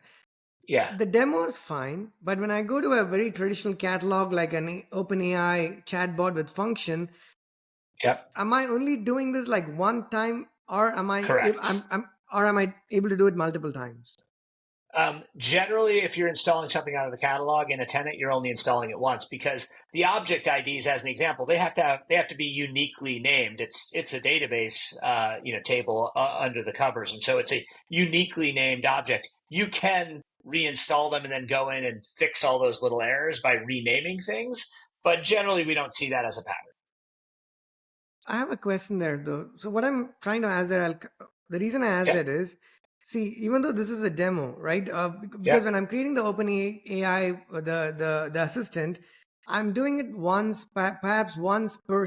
Maybe I have 4 services in my tenant. I might need it once per service and or once per tenant. So I'm going to obviously need to be interacting with these catalogs repeatedly, right? When I'm a customer of contextual.io, and as my system grows, I'm going to be coming back to the same templates and creating more instances of those templates. At least that's what I was imagining. Am I not imagining that right, Andrew? Yeah, I don't think generally that's the pattern. If you wanted to reuse a flow, you would just go to the flow and duplicate it there in the components and rename it there, and now you'd have a duplicate version of that flow. You certainly could install it again and rename it during the installation process, but generally, once you have a flow that says this is my data enrichment flow for user records, I would just reuse that flow again and again and again, either as it is or by duplicating it within the component section. Okay. This is something I'm going to learn a little bit offline as well, because For in my sure. first imagination here was I come here, I change this, and I go next. My assumption was it's actually going to just duplicate it, but create have a different name, for instance, and then actually pretty much replicate all of those agents and data types, but perhaps there is or object types, but something there I need to actually understand. Okay, so we go to components. Now the user object type was something we created manually, but the demo response, I'm just going to run through quickly what this created, and then we'll dig into each of them. So to Yep. recap, we went into catalog, we actually picked AI world demo, and that's what Andrew recommended as folks get started as to get to learn the system. We go to object types. There's 2 object types here, and then if I go back to catalog, and if I go to that, it tells me there's going to be 2 of each and 4 connections basically. So I'm coming here, I'm seeing 2 object types, 2 flows, 2 agents, and then I see 4 connections, exactly as it promised. So things are working just fine. Now I go into object types, and where do I start interacting with this? Where is a good starting point? Would it be flows, agents, or object types? Yeah, and just as a data point for the listeners, when you first installed this, you saw there was little pop-up bubbles, and I think you skipped out of it. If you had continued down that guide, it would have walked you through those pieces. But let's actually use it first, and then we'll deconstruct it if that's Okay, okay, just to that kind of makes see it. that makes sense. Yep. What should I So do so here? go to agents, and there's 2 different types of agents. This means coming back to like the running infrastructure. And if you open up the HTTP agent demo, just click on that one. Um, And this is what you you know, mentioned, where it's actually walking you through these things, right? Yep. correct, exactly. So in this case, now you've got a running agent that is running the HTTP flow. So you've got compute applied to this. If you click on that operations tab um, next to definition, you can see there's, it tells you that this thing started up, at whatever time. It's a little off to the side of your screen, but you have a running agent that is ready to serve requests. So if you pop back to that definition Go back to tab, flows. sorry, sorry, it was a different tab within there. If you click in agents again for me, and HTTP agent, um, you see that URL, the agent URL up Yep. at the top. Go ahead and copy that. This is effectively the endpoint that this system has made available because this is an HTTP agent. It's designed to serve HTTP requests. And in this case, it's obviously branded for contextual because it's contextual service. But if you pop that in there, Yeah, I'm just sharing. I just reshared my entire desktop. You see the yep, screen, we right? can see it. Yep. Okay. So this is serving an HTTP flow, effectively one of our flows that is designed to serve HTTP endpoints. And to tie this together, this web page that is being served by that agent, if you jumped back to contextual, is the code for that is in the flow called HTTP um, flow example. And you see the little edit flow tab. Oh, sorry. Here, the Yep. That thing. Yep, that's perfect. That'll open it up. This is going to launch the flow editor, and I just want to have both open so that you can get grounded in kind of what this type of agent does. An HTTP agent provides a number of HTTP endpoints, um, and in this case, it's serving this web form. And this web form is designed to just let you play around with a few different AI tools, but in so doing, understand how the different pieces of contextual come together. So if you okay. jump to that flow editor, did that open up for us? Hey, Second Andrew, tab. sorry, I'm There we going to go. pause Yeah. pause for a moment here just to recap and just to digest Yep. what we just For did sure. here. So what we did is we went to agents and then we went to the HTTP agent. Yeah, and then before, let me go back here. This already tells me that this agent is actually running right now, right? This agent is running. I can restart the agent. There's details about this particular agent and so on and so forth. We went to the HTTP agent and we went into operations. We came here for some reason. Why did we come into operations? That was just to show you that we have one instance of this agent running. Our platform is designed for horizontal as well as vertical scale. In this case, you have a small agent running. It's got a little bit of compute and a little bit of memory because it's only serving a web page. It doesn't need very much. But let's Okay. say I had an endpoint that was serving tens of thousands of API calls a second. I might want to scale that horizontally. And so I might have 1, 2, 5, 10 of those individual instances running to handle the load. And so if you were scaling this thing horizontally, you would see more than one of these instances. In this case, it's only configured to have one instance. Okay. And you mentioned if I scale this, if I wanted to scale this horizontal, actually, let me pause that question before something caught my attention here. What are Yep. these? The create, read, update, and delete. What are these buttons here? Those are showing you your permissions for this particular agent. So you, because you're an admin, can do everything to this. You can create it, you can read it, you can update it, you can delete it. And so what is the last one here? EX. you're gonna catch me here. Execute. Oh, okay. Okay. I No think worries. Yep, no worries. so. Okay, so we went to agents and then to come back to flows. The thing is, you mapped HTTP agent to the HTTP agent flow. I can tell because the name is pretty similar, the prefix, but is that how you tie those? Like, what is the relationship in this case between the flow and the agent, and why did we take the HTTP agent and actually conveniently go into the HTTP flow, for lack of a better question? Yeah. So if you click on that again, I'm going to show you where they're bound together. Click like here. Oh, sorry, you're in the flows. Go back to the agent. I'm sorry. Okay, no problem. And there you go. So if you scroll down on this screen, you're going to see, oh, this is the type of agent that this is. This is an HTTP agent, and which flow I'm supposed to be running, and that's the drop down directly below this. In this case, you can see, you don't have to worry about the image. There's only one image that can be running. That's how we control things. And you can see you've got a small compute instance allocated to it. So if you think about, we would call it binding effectively. You bind a flow to compute via the agent infrastructure effectively.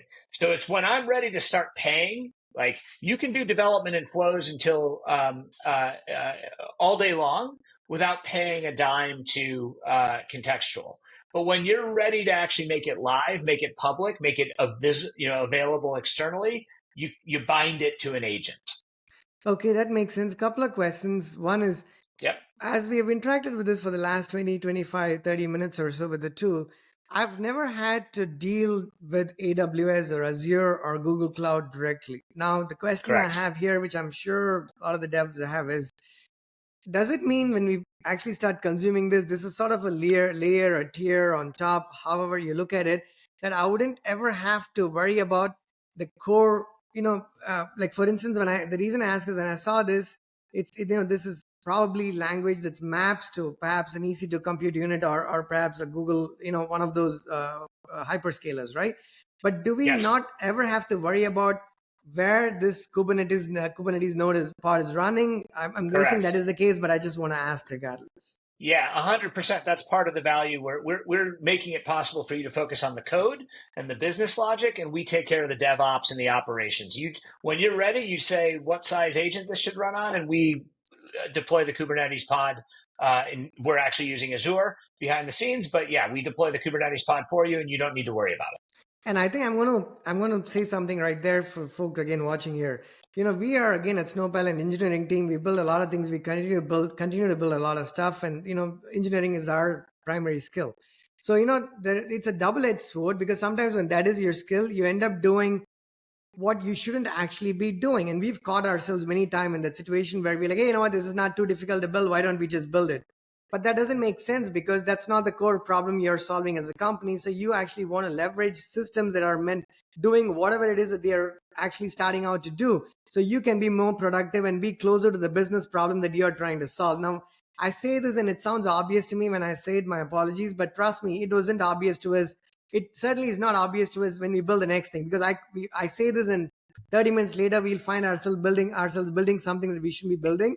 And I think this is an important thing. The reason I asked a question about whether you need to understand these hyperscalers and these large companies, Andrew, is each of them is very different from the other, and intentionally so. I'm actually going to stop sharing for a second, because I want to see you here. Sorry.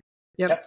Yep. They are intentionally different. And when we work with clients to provision our systems in one on AWS versus Google versus Azure, you ask yourself, with all the specifications and everything, why do these companies don't adhere to this or come up with one and then do it? I know that I've been in positions where I've actually been part of some of these organizations where you're big enough, so you push your features to making it part of the specification that's out there. So the Yeah. specification doesn't come up out of nowhere. It's your features as a large company that you kind of, I don't want to use the word shove, but it's kind of what you do. You shove it into the specification, and that's what the rest of the world has to adhere to. What that means is you're never going to find similarities between these user interfaces across these systems. Like if you're comfortable with AWS, you're going to be lost on Azure. If you're comfortable on Azure, you're going to be lost on Google Cloud, and so on and so forth. So any system that tells us that we don't have to deal with those user interfaces is actually a nice thing. Yeah. And it's not a nice thing, because as a developer, you're like, you know what, now I cannot interact with AWS. Now I'm kind of at the mercy of another system like Contextual.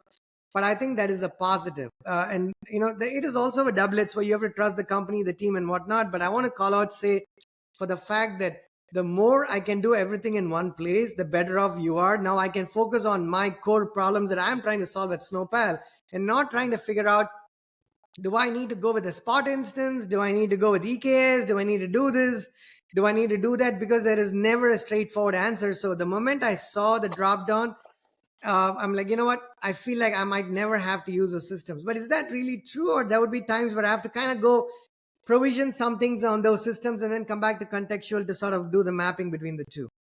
No, we believe we've done a great job of pulling that complexity and those decisions away from you. And your point is well made, right? Sometimes developers will get anxious about that, right? Because they want to be able to get in their kubelets and see exactly what's happening. But our belief is that for these AI workflows to penetrate across the organization, companies like yours will need to be focused on having engineers who are building the business logic, delivering the business value, not wiring together the underlying components in bare metal in order to serve that, right? And so we are trying to make it as focused as possible on delivering the business value, and then give you enough flexibility in some of these DevOps configuration decisions. For instance, should this scale up and down? Should it scale by compute? Should it scale by event lag? And therefore processing backlog. What size agent should I have in order to run the workload that I'm doing? So we're giving you, we believe, enough tools to be effective, but taking away a lot of the configuration and confusion here. And I think you've done a wonderful job there as a team, because I can tell, not just because you're here on the call, And not because I've had the privilege of a founder explaining this to me conveniently, which doesn't happen all the time. But even if you Sure. were not on this call, and I mean this as a compliment, meaning it would have taken me probably a little bit longer to discover some, but maybe not to, because I'm here we're having a conversation. When you're doing it by yourself, you're not having a conversation. So I feel Yep. like the fact that there is only a few buttons here is a great starting point for a user interface, because I'm not necessarily overwhelmed. Right now, I'm sure there are terminologies we have to get used to, like object types, flows, and agents and whatnot, but that happens Sure. organically. And I feel like if I had even done this offline in a couple of hours as a developer, I would have sort of gotten my feet wet. And that is important, because as we do, share what we learn as part of what we're doing through these podcasts at Snowpile, Andrew is trying to find these systems that in a couple of hours that kind of hit the right strike, hit the right note or strike a chord with us, because we are agile, not just in terms of just the standard definition of the world, but I'm just saying as teams that start moving quicker. And I think the way the world is going, you cannot spend like a week making a judgment on a tool. It just does not work, right? You have a session, like Right. we call it a 4-hour session. Every day is made up of 2 sessions. And if I cannot come to a fair enough conclusion at the end of one session, which is of 4 long hours, if a certain tool can help me with certain problems and I want to explore that further, then the tool sort of didn't do it, right? So I think this is great. We have been able to sort of navigate this very quickly, even though I have the luxury of talking to you here. Now, For sure. before I forget, the HTTP to flow and the event to flow, there are two things here, and one of that was picked by default, which is HTTP to flow. What is the Yep. difference between I mean, first of all, the term HTTP and event, I'm presuming that this is very specific to this particular catalog or the template that we picked. If I picked a different template, the type that I would see here is going to be completely different from what I'm seeing here. Is that correct? Actually, those are the only two right now that we have released to production, and I'll explain what I mean by that in a second. So HTTP to flow means it's serving HTTP endpoints. And if you click on that flow, the second tab over, um, Sorry, uh, this one here? sorry, the actual flow tab that you opened, the flow Oh, no, editor. my bad. Sorry, if I go here. Yeah. No, no, the other tab Oh, yeah, in yeah. the This one browser. here, the flow itself. Yep. Yeah. So go. You see that one that's that yellow box? It says screen form. Uh, let Uh, me let me find it. Give me 1 second. Sorry. yeah. No Is it? worries. It's the first yellow box in the main panel. Oh, yeah, Uh, here. uh, Yep, I yeah. found it here. If you double click that, that's going to basically say I am an HTTP in node, and I respond to a GET request on slash on home. So this is what defines an HTTP to flow um, agent and flow. What this means is this particular flow type is taking data in via HTTP endpoints, and those could be Got it. posts or GETs. Makes sense. Yep. Event flows are about data is moving within our system based on an event that has happened, a trigger on an object, a post insert or post update trigger, or an action on an object. A human took an Hang action on, on an object. Andrew. Sorry. Yeah, I think I get the difference. The question I have there is, let's say we take an event. How do I create yeah. an event? I'm saying, hey, I want something to happen. You mentioned a trigger slash an event. How do I define? I mean, where do I start creating an event here? Great question. So if you let's walk through this because I think it'll answer. Go click on that object types again. Oh, sorry. Um, And you saw we had two new object types that got installed. Click on demo request, not response request. Oh, there you go. You got it. Perfect. If you click on triggers here, you see this has a post insert trigger. So basically, every time a new record is created on this object, it's going to send it along to that event demo agent. That's all that trigger does. It says, when a new one is created, I pass it along. And you can do post insert, post update, post delete triggers in this this is case. great. So we came to triggers. So what is event Yep, is basically the event maps to a trigger here, and there were already there are 2 sections or maybe 3 sections. So yep. post and for folks who are in the world of databases and This will triggers, be they probably obvious. Yeah, understand this speaks their language. Inserts, yep, updates, and deletes. Now I have a post insert trigger. Now when I yep. click the plus here, it says send. Can I create a second trigger here by clicking the plus there? Sure. You only have one event agent, so you're only going to have one available. In this case, it's the event agent demo, the one that we installed. But let's pretend you created a different flow and created the agent around it. That would show Ah, up I there. see what you mean. If I duplicate this agent here, I'm going to say event agent demo 2, and I'm going to just create this. Now, if I go Perfect. back to triggers, when I went to, sorry, Object types. Yep. my bad. Sorry. Okay, I go to Yep. demo request, and then I go to triggers. Now I can go click add here. Oh, am I doing it right? If I want to create a second post insert, would that be for that agent? Yeah, it should. Are you not seeing that agent in the drop down, the second one? Try that again. Just hit Oh yeah, plus. no, I didn't even hit the drop down. Okay, I go back here, send to agent. Ah, And okay. I these think are named the same. The IDs were different, but if you go back and rename it yeah, to be, I'm gonna rename it.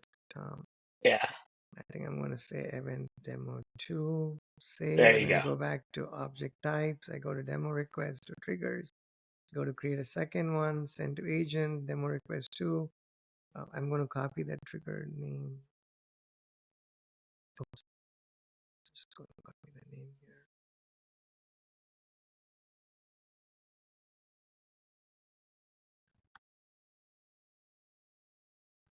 Okay, I created multiple agents. Perfect. So just to recap, there is two ways to sort of, I use the word interact very loosely, but triggers and events, right? There's two that we were interested in. And I'm going to go back to the page where I saw that drop down. I'm again, sorry, Andrew, forgetting. You remember where we saw the Yep. HTTP to flow and event to flow? Was that under Yep. the agents here? Correct. And so this is an event style agent. So if you scroll down, you'll see that this is an event to flow. And in your case, you've created two triggers that basically go to two different agents, but that are running the same flow. So it's literally going to send it to both, and they're both going to they're going to do the same thing. It's going to basically be an identical outcome twice, which is fine. But that's what that'll do, because you basically said when a new demo request comes in, after that's inserted into the database, send it to both of these agents for further processing. Hmm, trigger details. So okay, so I'm trying to digest that. We created the triggers here, and we have the triggers enable now, which means when we talk about compute and usage, everything that I'm Yep. doing here, the fact that I created a second trigger and I sort of wired it into the system means I'm using more compute, more resources, which means I'm adding. This is where I have to keep an eye on what impact it has on the cost and the usage, right? Yeah. So in fact, it's because you created that extra agent, you duplicated that agent, you spun up another iteration of compute on that agent. So now you have three agents running. Each one of those is, ticking off at 4 cents an hour or something like that. Okay, and then Andrew, so this agent is running. This is again a question that people ask of early stage companies and startups and whatnot, right? So I'm going to ask the same Sure. thing, which is in terms of uptime for somebody who's asking, "Hey, Andrew, this is great, but in terms of uptime, what do you promise? Like the 99.99%, etc." Right? So which means, is it because this is running on? Let's say you're using one of these large. I'm presuming a large companies where it's running on those Exactly. systems. So even though we are using all of this and provisioning it through your software, the ultimately the running of these agents and these flows and everything, is it happening on a system that's managed by, say, the Bezoses and these large companies? Yeah, as I said earlier, we're deployed in Azure, and so it is run by Microsoft. It's their environment, super high uptime compute, all the things you would expect. Table for a second, the CrowdStrike event from a few months ago. We won't talk about that from Microsoft, but yes, so it's in Azure, super high availability. And every time you restart an agent, so I'll show you something here. I think it'll be fun. If you go back to agents, fun is, Before you go there, sir, I yeah, have one question for you. yeah, One more, I should say. We saw this UI, the user interface. That was one, yep, right? We Yeah. saw the docs.contextual.io. This is another, we even spend much time Yeah. here, but this is where the documentation lives. And then we went into two other places. We've not come here. We'll come here in a second. The Hello World Yeah. UI. This I'm going to say it, but I think it's basically a result of the action that we performed with using the template. Let me actually even complete the question. If I'd used a different template, I'm not going to be Yeah. seeing this, right? This is only because there's a demo UI and I picked something for demo, and this URL is very specifically because I made the choice to leverage that particular template, correct? Correct. And if you click on the flow, the tab to the left here, I just want to show you this thing. So you went to that end URL. We looked at that screen form, which was the HTTP GET request. You see the thing that says form template right next to it? Yep. That's all the HTML, CSS, and a JavaScript payload of that page. This is a template node that is just serving this web code. And this is so we can act as a web server. That's not often a solution that people are doing, but it just shows you in this case, this flow has the web code for that form that you had up, and it's all in that form template node right there. Okay, I have more questions here, but now this is Sure. so this is one UI which the developer is going to interact with pretty much on a daily basis. Correct. Documentation, you hope they Yep. interact with it on a daily basis, but we know how that one goes. And then this is a result of that template, Just a depending on the demo. template. If you create a different template, it's not going to have a user interface. It's going to have some other, maybe a URL that does something else potentially, right? We can look at that. Correct. And then we have so I'm going to ignore this for a second because this is very specific to the action that you perform. It's not like a standard interaction that you're going to have on a regular basis. So Well, back to the flow editor is. So if you jump back to yeah, that no, flow exactly. Now I was editor, going to come. yeah, Hold your thought yeah. for a second. I was just going to come to Okay. it. So this user interface, yes, we need to interact with it. The documentation, hopefully, yes. So it's 2, and then the flow editor is 3. And I have a lot of questions about this editor and what we're seeing here. But is there more that we would interact with, or are these 3 those we've covered the gamut there? Yeah, you've covered the gamut. So within contextual, the main environment, you can create your data objects. You can bind a flow to an agent to give it compute. You can create your connections to third-party APIs. And then the flow editor is really the visual representation of how data and connections and logic are moving within the platform. Okay, and before I said hold your thought, my apologies. Before you went there, I just No wanted worries. to digest this because this UI is straightforward. I think developers are going to understand it, and documentation, yes, we even though we may or may not read, we do understand it. This Yep. UI is where I think some of the learning has to possibly happen. I mean, it's early days into this user interface, but can I say that out of what we've discussed so far, Andrew, you see that in terms of the learning curve for a developer or a team to understand Yep. contextual, is this where that learning curve is going to get a little bit steeper? Yeah, and this is like I said earlier, we have built our flow editor on the back of Node-RED, which is an open source visual editor like this. What you're going to see in the next couple of weeks from Contextual is some pretty significant customizations of that environment, including the introduction of an AI assistant here, which is trained on a number of different ways to do things, so that in the same way you used the AI assistant before when you were creating your data, you can use the AI assistant to say, what node should I use? And could you help me with this JavaScript function to do this task? Okay, perfect. Right. So let me collapse this for a second. I want to make sure it's still recording this. Yep, it is. Okay. Let me go back here. Yep. So, okay. So And these you are can see all. on that, yeah, good. Sorry, go ahead. I was going to say, you can see on the left-hand side, a set of these nodes are custom nodes that we Contextual have created to make interaction with data, movement of events easier. And then the ones on the bottom are inherited from that Node-RED open source community that do different functions that we see as valuable in creating these Hey, Andrew, experiences. sorry. Where was that separation? Is this the icon you're talking about between the You can see it, separation? correct. Anything with the icon, which is our little contextual bug, that's a custom node that we have created. And anything without that are pulled from the community. Okay. So common func. So what do I call this? We are in a flow editor, and we talked, Yep. for a second about, like, so you mentioned business process management, and for folks who've seen Yeah. something like this before, now there's two kinds of developers, right? One is you either like to do everything through code or scripts, and just a broad categorization, just talking loosely. Folks who are more Salesforcey, if you will, where you are familiar with buttons, event driven frameworks, drag and drop. Now, I come from a slightly different world where this, I'm mostly used to, creating it and interacting with actually the DSL. But I know we have folks on the team who interact with, I think Microsoft has something called Power AI or Power BI or some. I've never used it, Yep. but I know people who use, things of that nature. Now, Yeah. what do I call, the whole thing is a flow and a flow editor. My Yep. first question, I think you answered that earlier, was the interaction happens through a browser, right? You're not interacting with it through a native client. So you go here, go through a flow editor and then do it. Before I go into these actual boxes, the URL that it generated, this is a particular flow for the template that we picked and used, which was the hello world.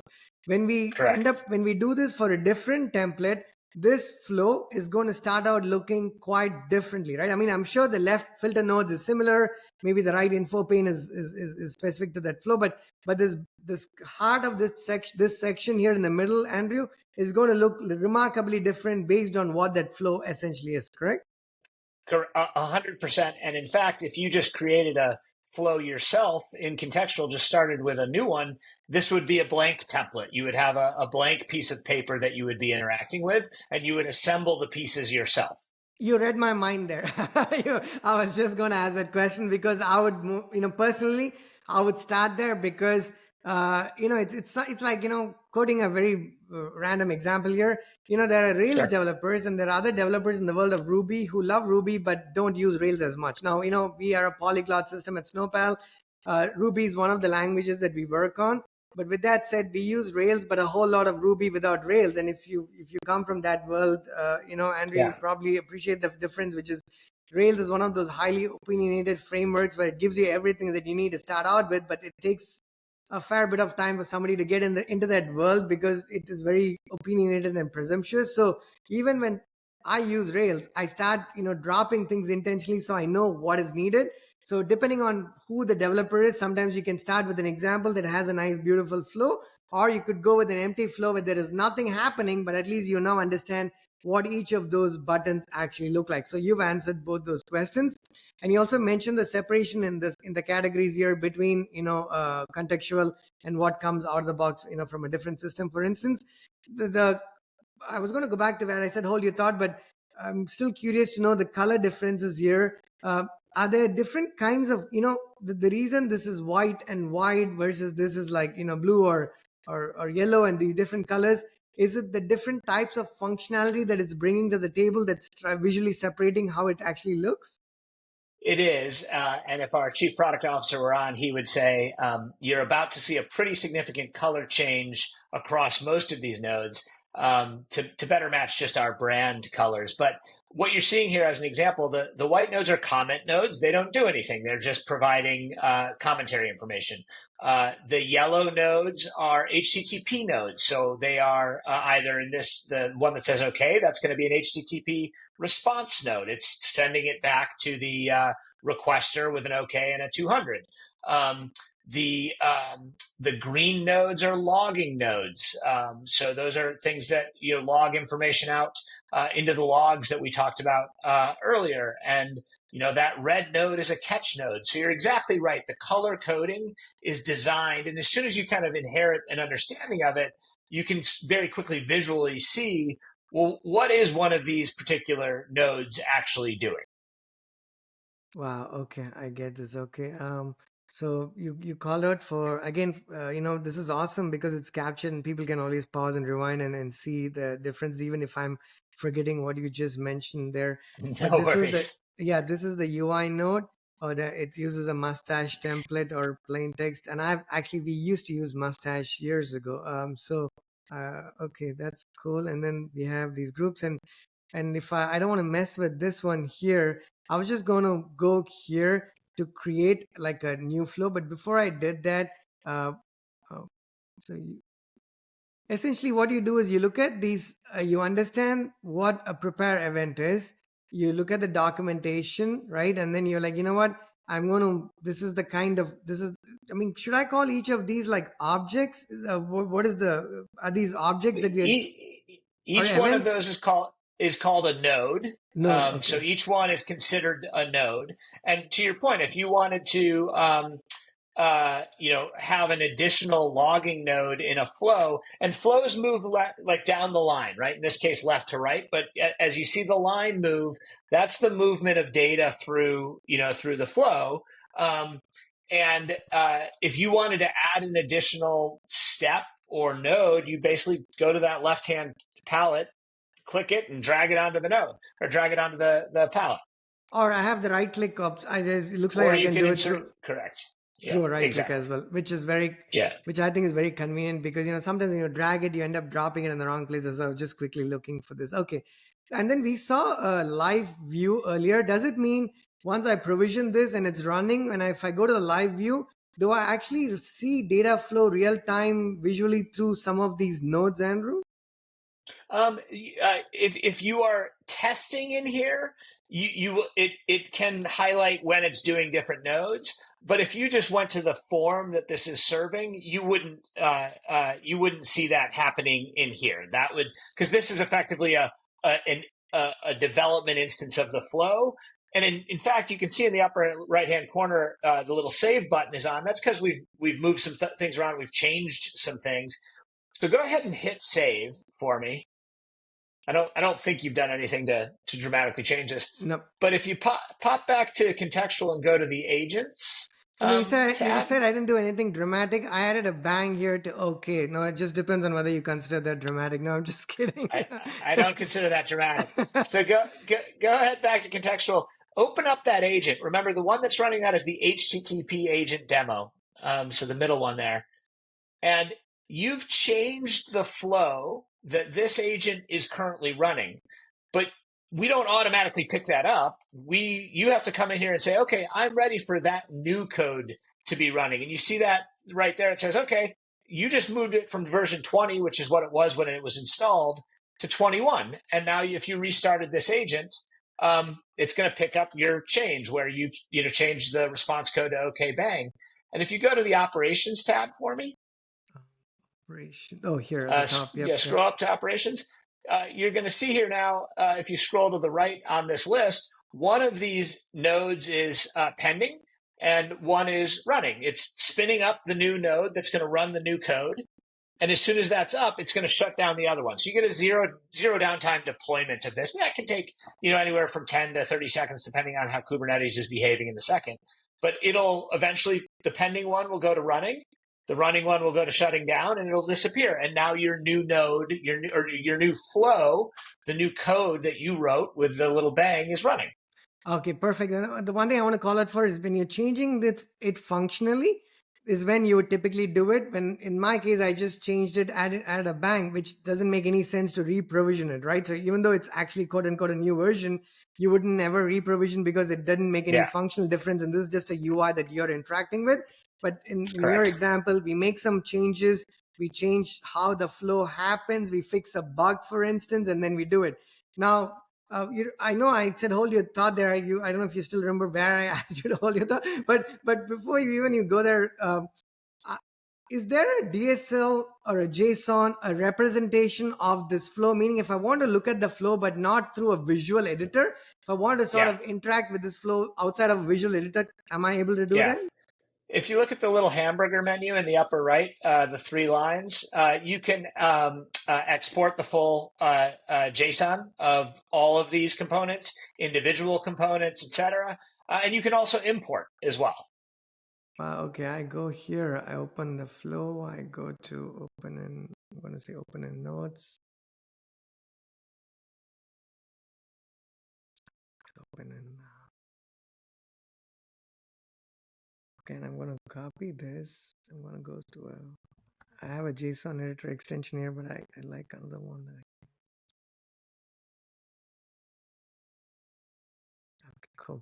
So now this is basically the flow that which means I can modify as I get used to this specification, right? This is proprietary, but as I get used to this, I can modify it here and I can go back and import it. So I'm not, the reason I ask is, plenty of times as a developer, as somebody's doing it, sure, we can interact with the user interface, but there are people who take a liking to doing it slightly differently. And then also there's a notion of For sure. automation as well, right? Because if I have to do it manually through the user interface and I have to have a human sitting here doing it, whereas if I write something up to understand this JSON format, then I can actually, we can write scripts that do it, which 90% a company like us, we would do it because, we don't have enough Yeah. people to interact with the UI.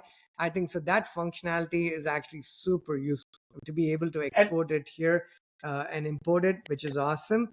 And I think I and see a we number see of that we see that a lot of times if developers are just sharing code, right? Hey, I have a flow that already does this thing that you're asking about. Let me export it. I'll ship it over to you. You import it, and then you've got the flow that does the capability. Yep, and I know I'm going to come back 3 months after, and you're going to be like, Krish, you don't even have to export this. We have an editor here that you can edit the flow, and at real time, this is going to get updated. I can totally Exactly. see your company and your team do something like that. Yeah. Okay, so this is a bunch of, so the flow editor, for now, you go to the browser to interact, but if you didn't want to go to the browser, you could just edit the JSON yourself, understand this a little bit better, or go look up the documentation to understand what this JSON constitutes or what it comprises of, and then Yep. sort of play with it. Either start with an empty flow and see how things. And when we say flow, just to be clear, at least to myself, we are talking about data, actual raw data flowing through these nodes, correct?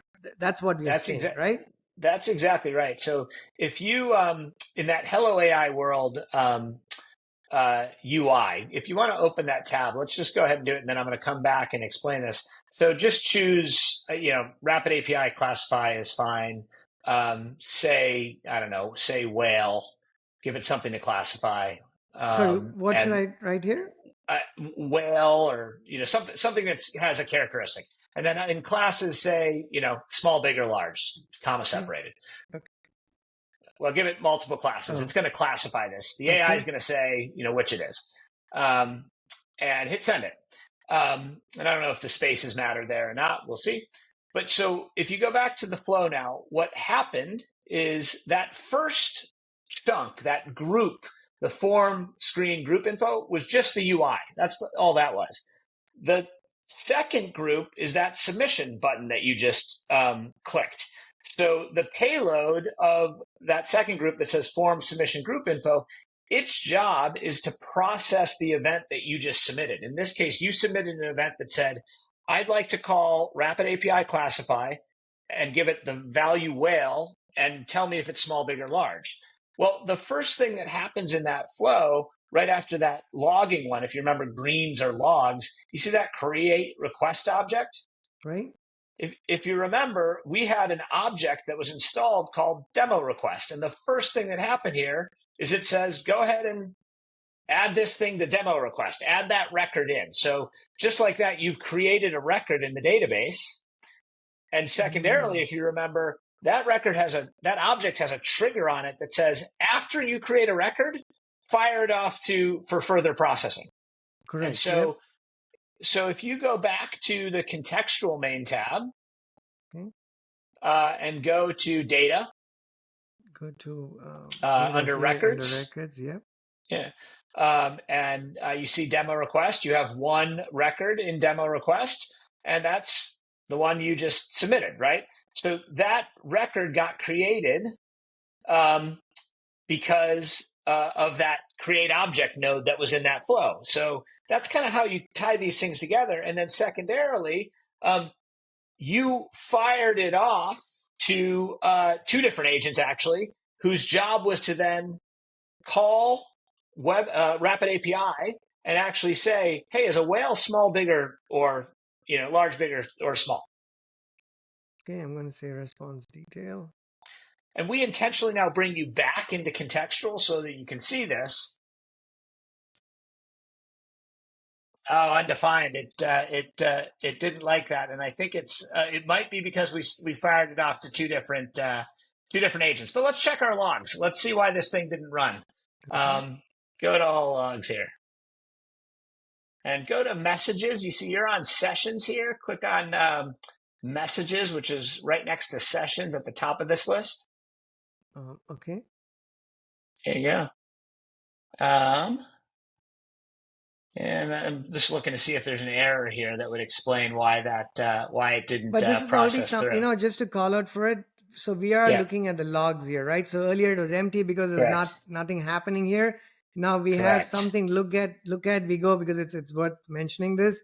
So you're going through the log, and it's basically showing you activity that's happening here, right? It's basically Yeah. it's showing activity that happened through these And systems.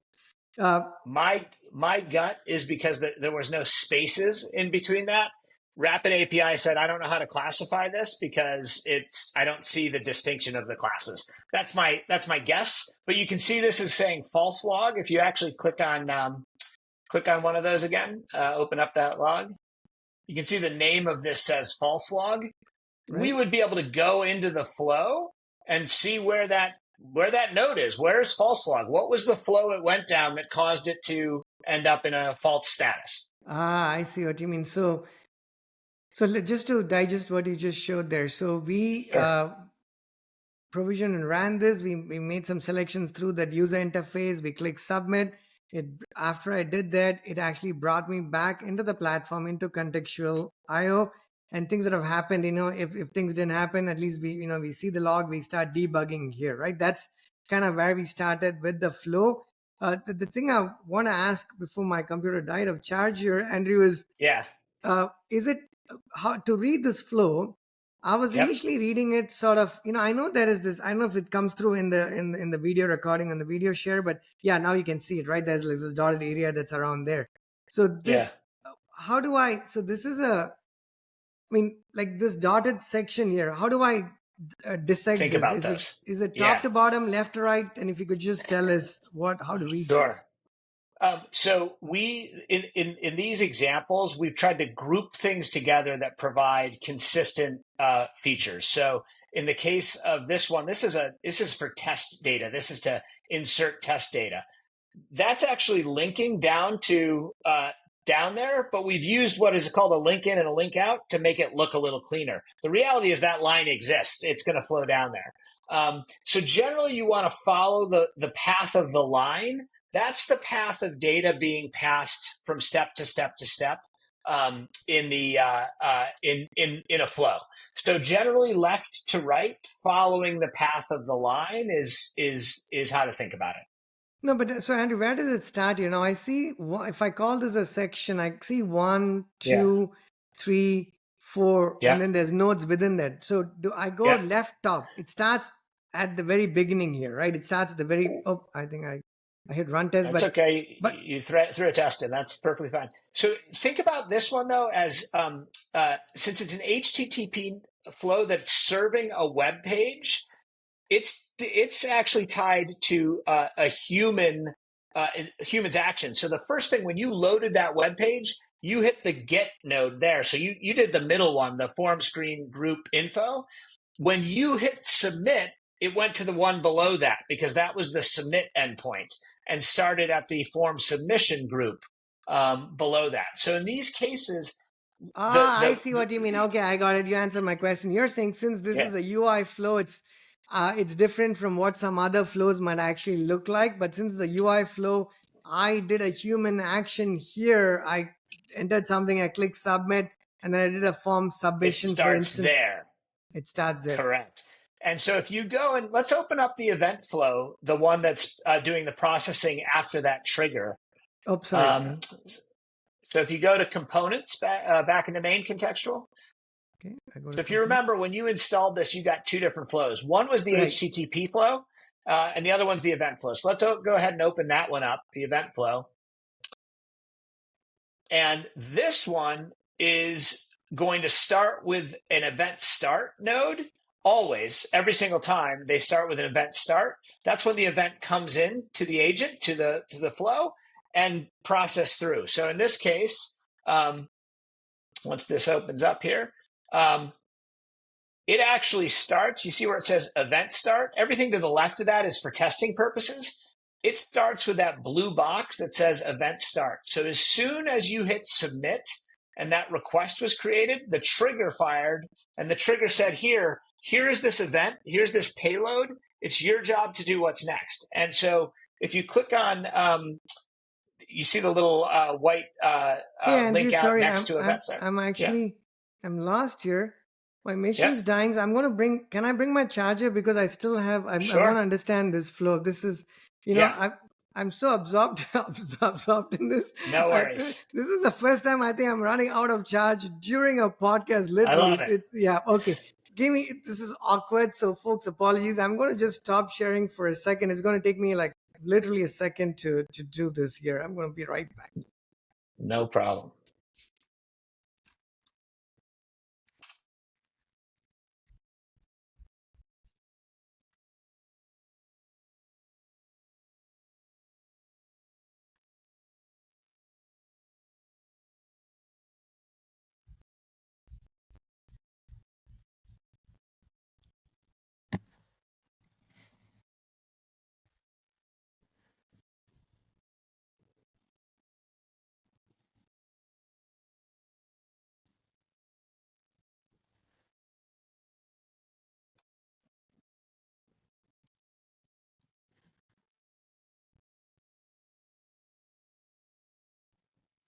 I got my charger there. I'm gonna just change my AirPods because the previous ones died. So give me a second. Fortunately, mine seem to be holding strong. So Yeah.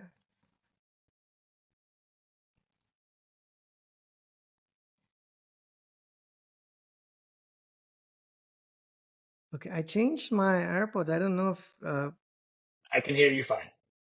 Okay, yeah, perfect. I can hear you as Perfect. well on the mic here. So I just want to make sure the recording is still continuing. I'm on the. Perfect.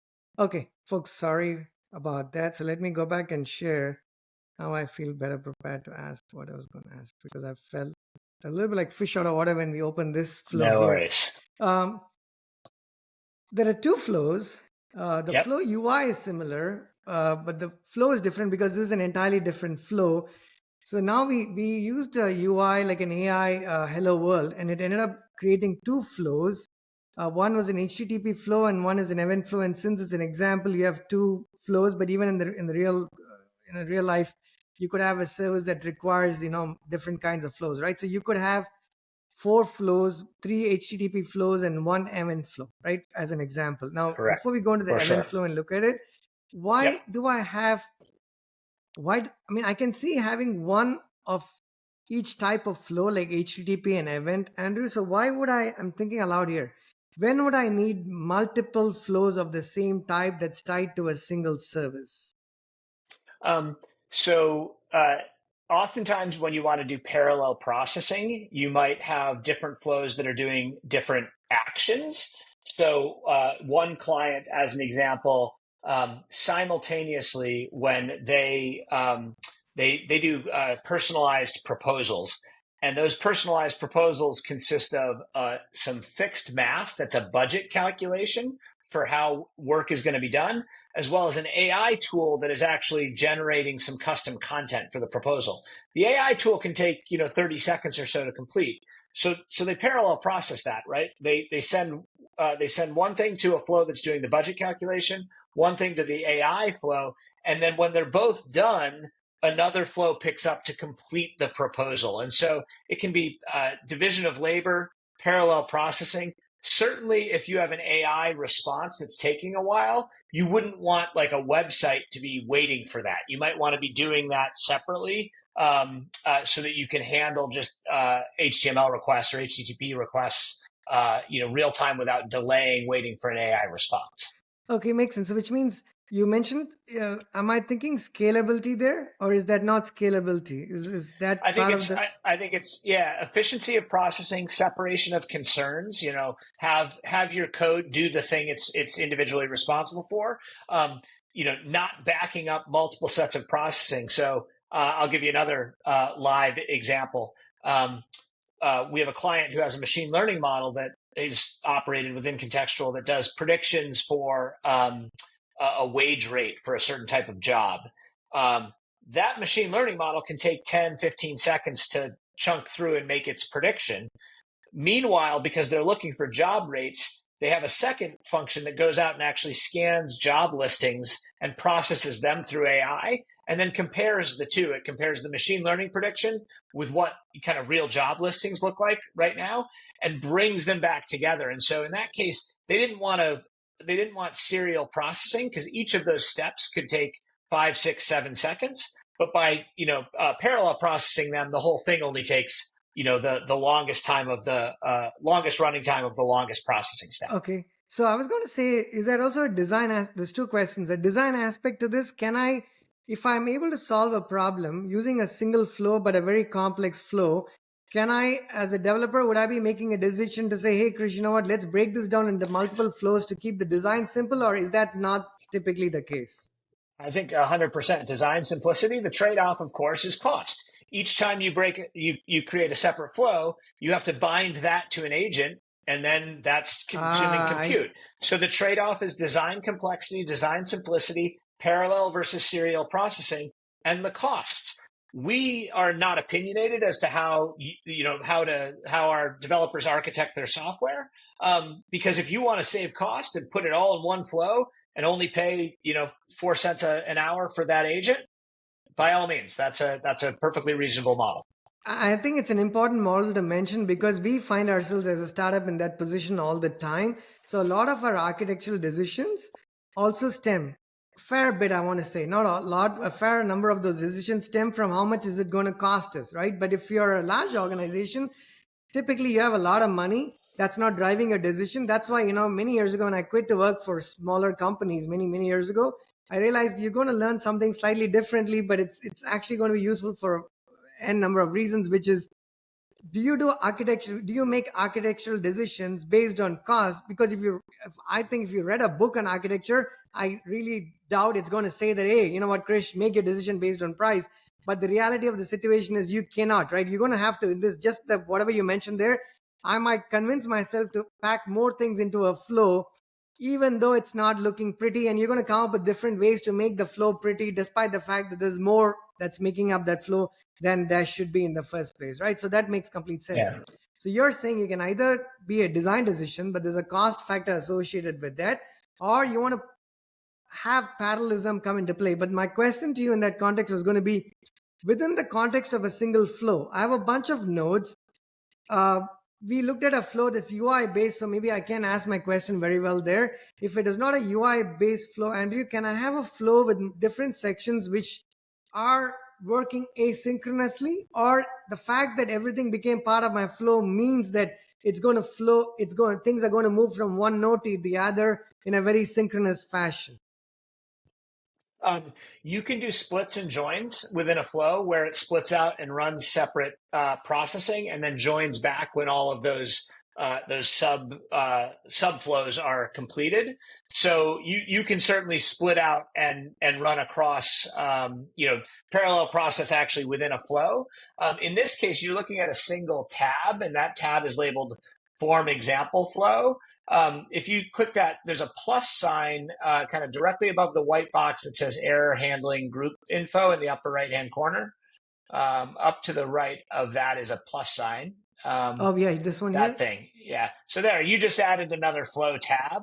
So you could have multiple tabs of within a flow that pass between each other, that split and join back up together.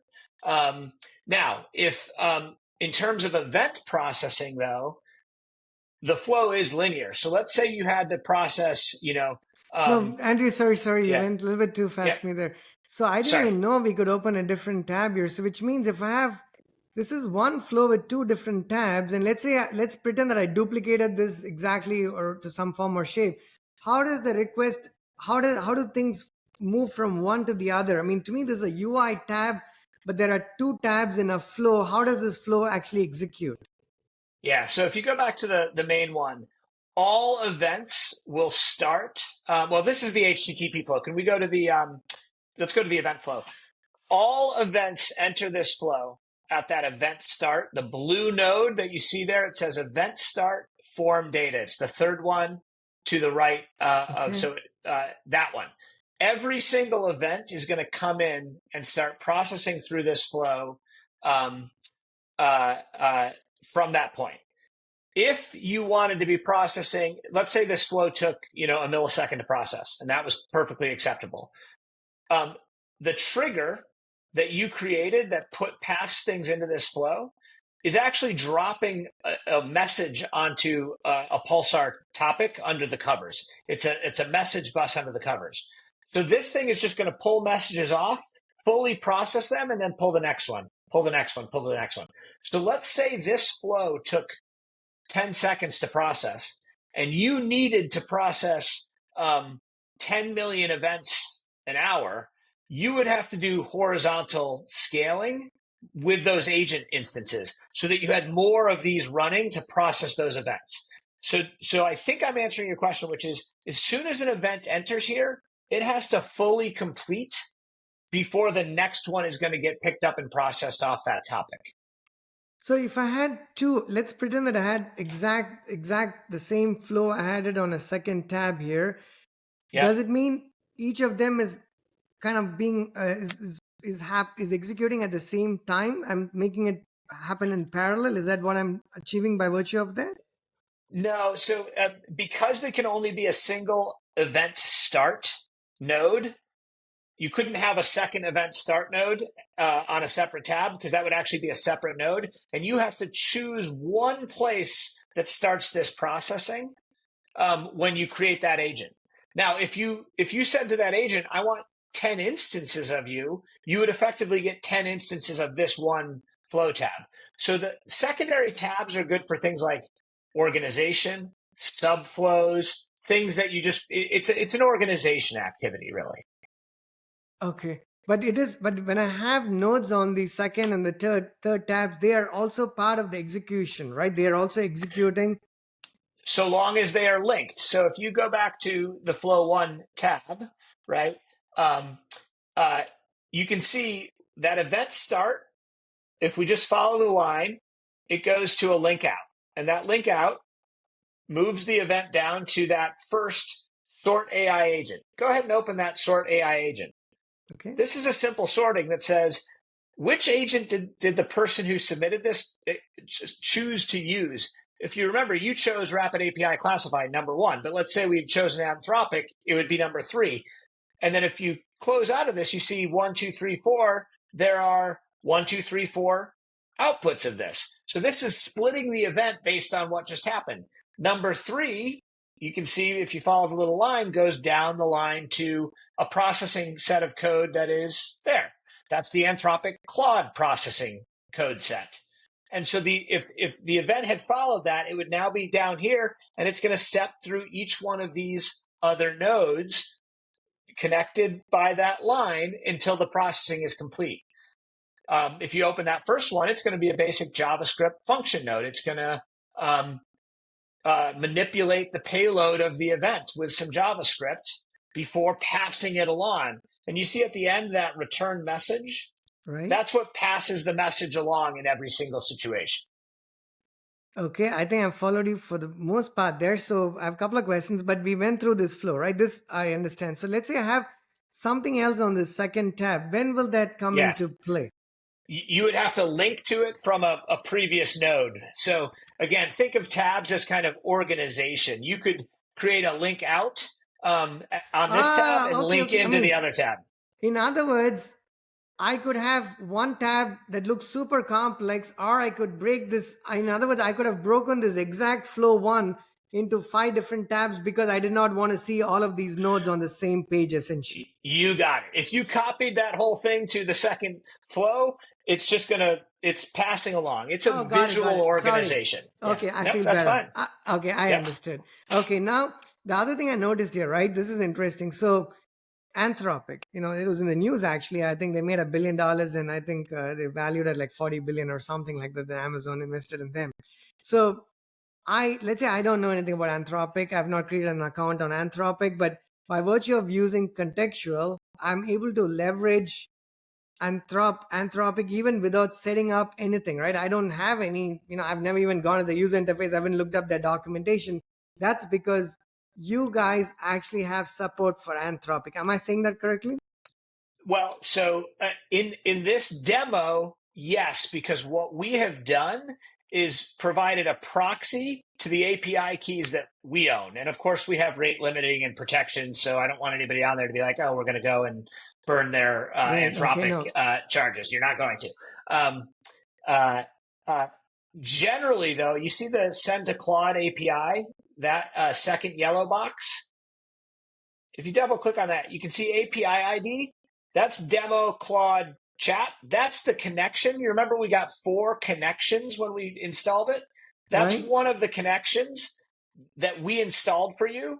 That actually calls a proxy that we've set up in order to proxy the message over. But if you wanted to use your own Claude API key, No, wait, you no, would Andrea, create, hang on a yeah, second. When it goes to cloud, yeah, what is the protocol? I mean, are we using HTTP calls here? Like, are we interacting with the cloud API here through an HTTP request being made from this flow to the Anthropic server? exactly. So you can see up there at the top, it says HTTP post node. That's exactly right. This is posting to Anthropic. Now, how does it know where to go? That's in the connection. So if you go back to contextual and click on that connection, you remember when we installed this, we got 4 connections. So go ahead and click on that one. Aha, Um, okay, I got it here. Now, okay, now the mystery is resolved. Got it. So, exactly. And you see here, we've got this proxy agent. We're just proxying that. But if you were using your own keys, you would set it up as a bearer token with your own API key, and you would call the same connection no, effectively. exactly. So the reason I want to pull that up is right. Let's say now I get it. Remember earlier I mentioned that we have APIs and microservices. We want to have request flow through those APIs, right? Let's say Yeah, some of our APIs are published in this marketplace here, and each of these yeah, APIs does like n number of things. Now I can yeah, imagine that our APIs are built, Andrew, so they can work independently, or they can also work collectively, right? It just depends on how you want. You can buy an API key per API and then use it however you want to use it. So if I yep, were to drop an API here, like prepare data for Snowpal's building blocks API or prepare yep, data for Snowpal's content management API, we yeah, we purchase the API key separately for Claude, for Snowpal, use the API key here, use the protocol, whether you interact with the system through a messaging framework or whether you interact with them through an HTTP RESTful interaction or a graph or whatnot. You have you drop these nodes here, you use the connectors, and I'm using some of these words loosely. You go pick and choose what needs to happen. You see it has a bunch of these HTTP get, delete, reading streams, sending to agent. You find and choose what you want to be doing, and you create the node, find the system that you want to actually have integrate with, find the protocols, and then you marry all of them up, put them into a flow, and tie them into this through the contextual UI. I know I said a bunch of things maybe at random, but does that make sense? yeah. So generally, when you create a connection here, go ahead and create a new connection. Let's do that. So go back to actually in the contextual. Yeah, click on that. Click on the plus button. Name this Snowpal example. Um, I'm going to say Snowpal building blocks API. Okay. and just give it a name.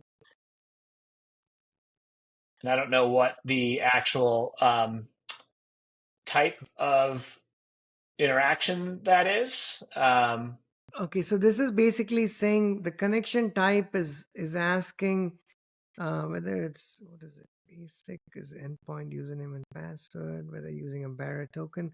Yep, this is probably what it should be for ours, right? It's Right.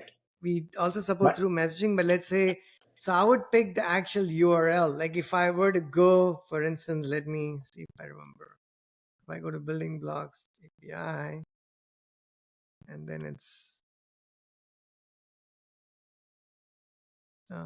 somewhere here, we should have the actual URL to be to hit.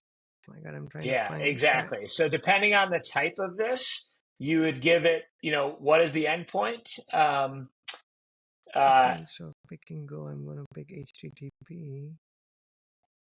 Yep. So let's say this is one of these, right? I'm going to copy. Let me go back here. Say this is our and the actual, the actual endpoint. Let me just put an actual endpoint here, and then we put whatever the barrier token happens to be, right? You purchase this, Correct. you're interacting exactly the same way you would call from your code, from Postman and whatnot, and then you hit create here. Correct. And Now I then have a in connection. Okay. Yep. And now in that flow, if you double click on the send a Claude API, you're going to have a new one available in that API ID dropdown, the third bucket down, the one that says demo Claude Chat. You can now Okay. see your Snowpal Building Blocks API, right? And so you would just select that. It's going to manage on the back end the credentials, the token exchange, the token refresh, all that sort of stuff for you. And you can reuse those credentials in any number of areas, in any number of flows. In a simple dropdown like this. Now, of course, you have to have submitted the payload in the right format, which is what that function node is doing the step before. So we're talking about preparing data, right? Correct. So that function node is preparing. How does Claude, in this case, want to receive its payload? Where is the payload? Where should I be looking at for the actual payload here? So you can, if you This is the that payload, is right? the That is payload, it. right? And the prompt would actually have come from the user. I'm using that web interface. If we had used Claude and you'd said, I don't know, write me a haiku, it would have passed through as that value prompt, and you would see that's why it's being populated here as Wow. a data object. So which means a couple of things, right? One is whether I went to the wrong one. Whether I'm interacting with this is amazing. So let's say I go to the wrong one. Developers, maybe. Yep. Okay, so let's say we have our APIs published here, and there's just a let me go to API reference. This is just for one of the APIs, but just to take an example, we have like hundreds of endpoints. So what Okay. I can do is I can create the connection. I can then create a whole system around. Hey, you know what? Let me go. This is for example a project management set of endpoints, right? Create a project, add some tickets to the project and whatnot. I can create all of those actions leveraging the endpoints of a third party system, right? In this case, Snowpal is a third party system. I take those Correct. endpoints, I come here and create a flow, and I can wire this whole mapping into a flow, which means this is where the whole conversation about the AI based orchestration. I'm Yep. orchestrating the flow of data and requests and whatnot, responses through multiple disparate systems, or even in our case, the same system but disparate endpoints, so to speak, for it to collectively solve a problem. And then I create a service out of it. Now, this depends on a number of different third party systems. Okay, that makes a lot of sense. So now that I have a lot of dependencies here, right? I have a flow, Andrew, and I have a flow dependent on potentially Anthropic, OpenAI, and Web Pilot and whatnot. Now, Yep. this is on a Kubernetes pod. I don't have questions or doubts about that uptime. But each of these other systems that I'm integrating and interacting with should also be reliable enough. And if it's not, or if I have to debug this, how do I when I as a developer, one of my questions is how do I debug when hell breaks loose, which it almost always does? How do I Yeah. tell what happened in this? How do I sort of set breakpoints into these workflows, or sorry, into these flows, into these nodes, and how do I start debugging this when I'm running into those issues? Yeah. And this one we intentionally left very clean, and maybe that's a mistake. But if you wanted to add, let's say, uh, uh, a a debug or a logging event directly after the any of these green ones are logging events. But let's say you wanted to add one after the send to OpenAI or the send to Rapid AI Classify, after one of those yellow objects. Go ahead and grab that log tap in the upper left-hand corner, or you can do it this way, but dragging and dropping is kind of cool. Grab it, drag it over onto the template, and put it to the right of that node. You put it kind of on top. There you go. Perfect. Boom. Okay. Well, did you see for a second the line underneath it was dotted? Go ahead and try that again. If you do it and it's dotted, keep moving to the left a little. It's going to try. Yeah. There you go. See, now it knows it's going and there you go. Let loose of it. You just Okay. added this node in between, right? And if you open up that log tap, it's going to say, I'm going to log message.payload out. And as I mentioned before, you can name this, and that's a good practice. You want these to be named. As I mentioned before, by default, we only push warning and error level events into those logs. You can change that with an environmental parameter. You can quickly change it. But if you set this as a warning, then every single time that somebody called this portion of your flow and you got a response back from, in this case, I think you did it on Rapid API, every single time after that, that's going to log that message out, and it would be in the logs section of the contextual console. Okay, I see what you mean. It'll basically show up here under logs. You go to logs and Correct. you take a look at these logs, and when it comes to pricing, the logs and how long these logs are retained here, I'm presuming there's data associated with that. That's also going to Yeah. add to the cost, correct? Yeah. This comes back to where we do have some feature differences between our tiers. These are stored for 24 hours in our free tier, 7 days in our middle tier, and 30 days in our top tier. Okay, got it. So in other words, what we've looked at here, we looked at two flows. I mean, it's the same flow editor. One of them is an event flow, the other one is an HTTP flow, but it's because the functionality of each of those flows made one an event and one an HTTP, right? There's no other. In other words, the user interface is the same. It's the same flow editor, and all the Yep. nodes I have available to me are identical between the two flows. The only reason one is called an HTTP flow, the other one is called an event flow, is because of the type of nodes and the type of interaction I've chosen to place in these flows, right? Yeah, and specifically the type of interaction that gets an event started or data into it. In the HTTP flow, they are HTTP get and post. It's basically HTTP in nodes. So those yellow ones are HTTP nodes. So that's how data gets into this one. On the event flow, it was that little blue event start. This And one, that event start is how data gets into this one. where was the It's start? the third Oh, blue this one, one yeah, to the yep, right. got it. Yep, that one here. Yep, Correct. okay.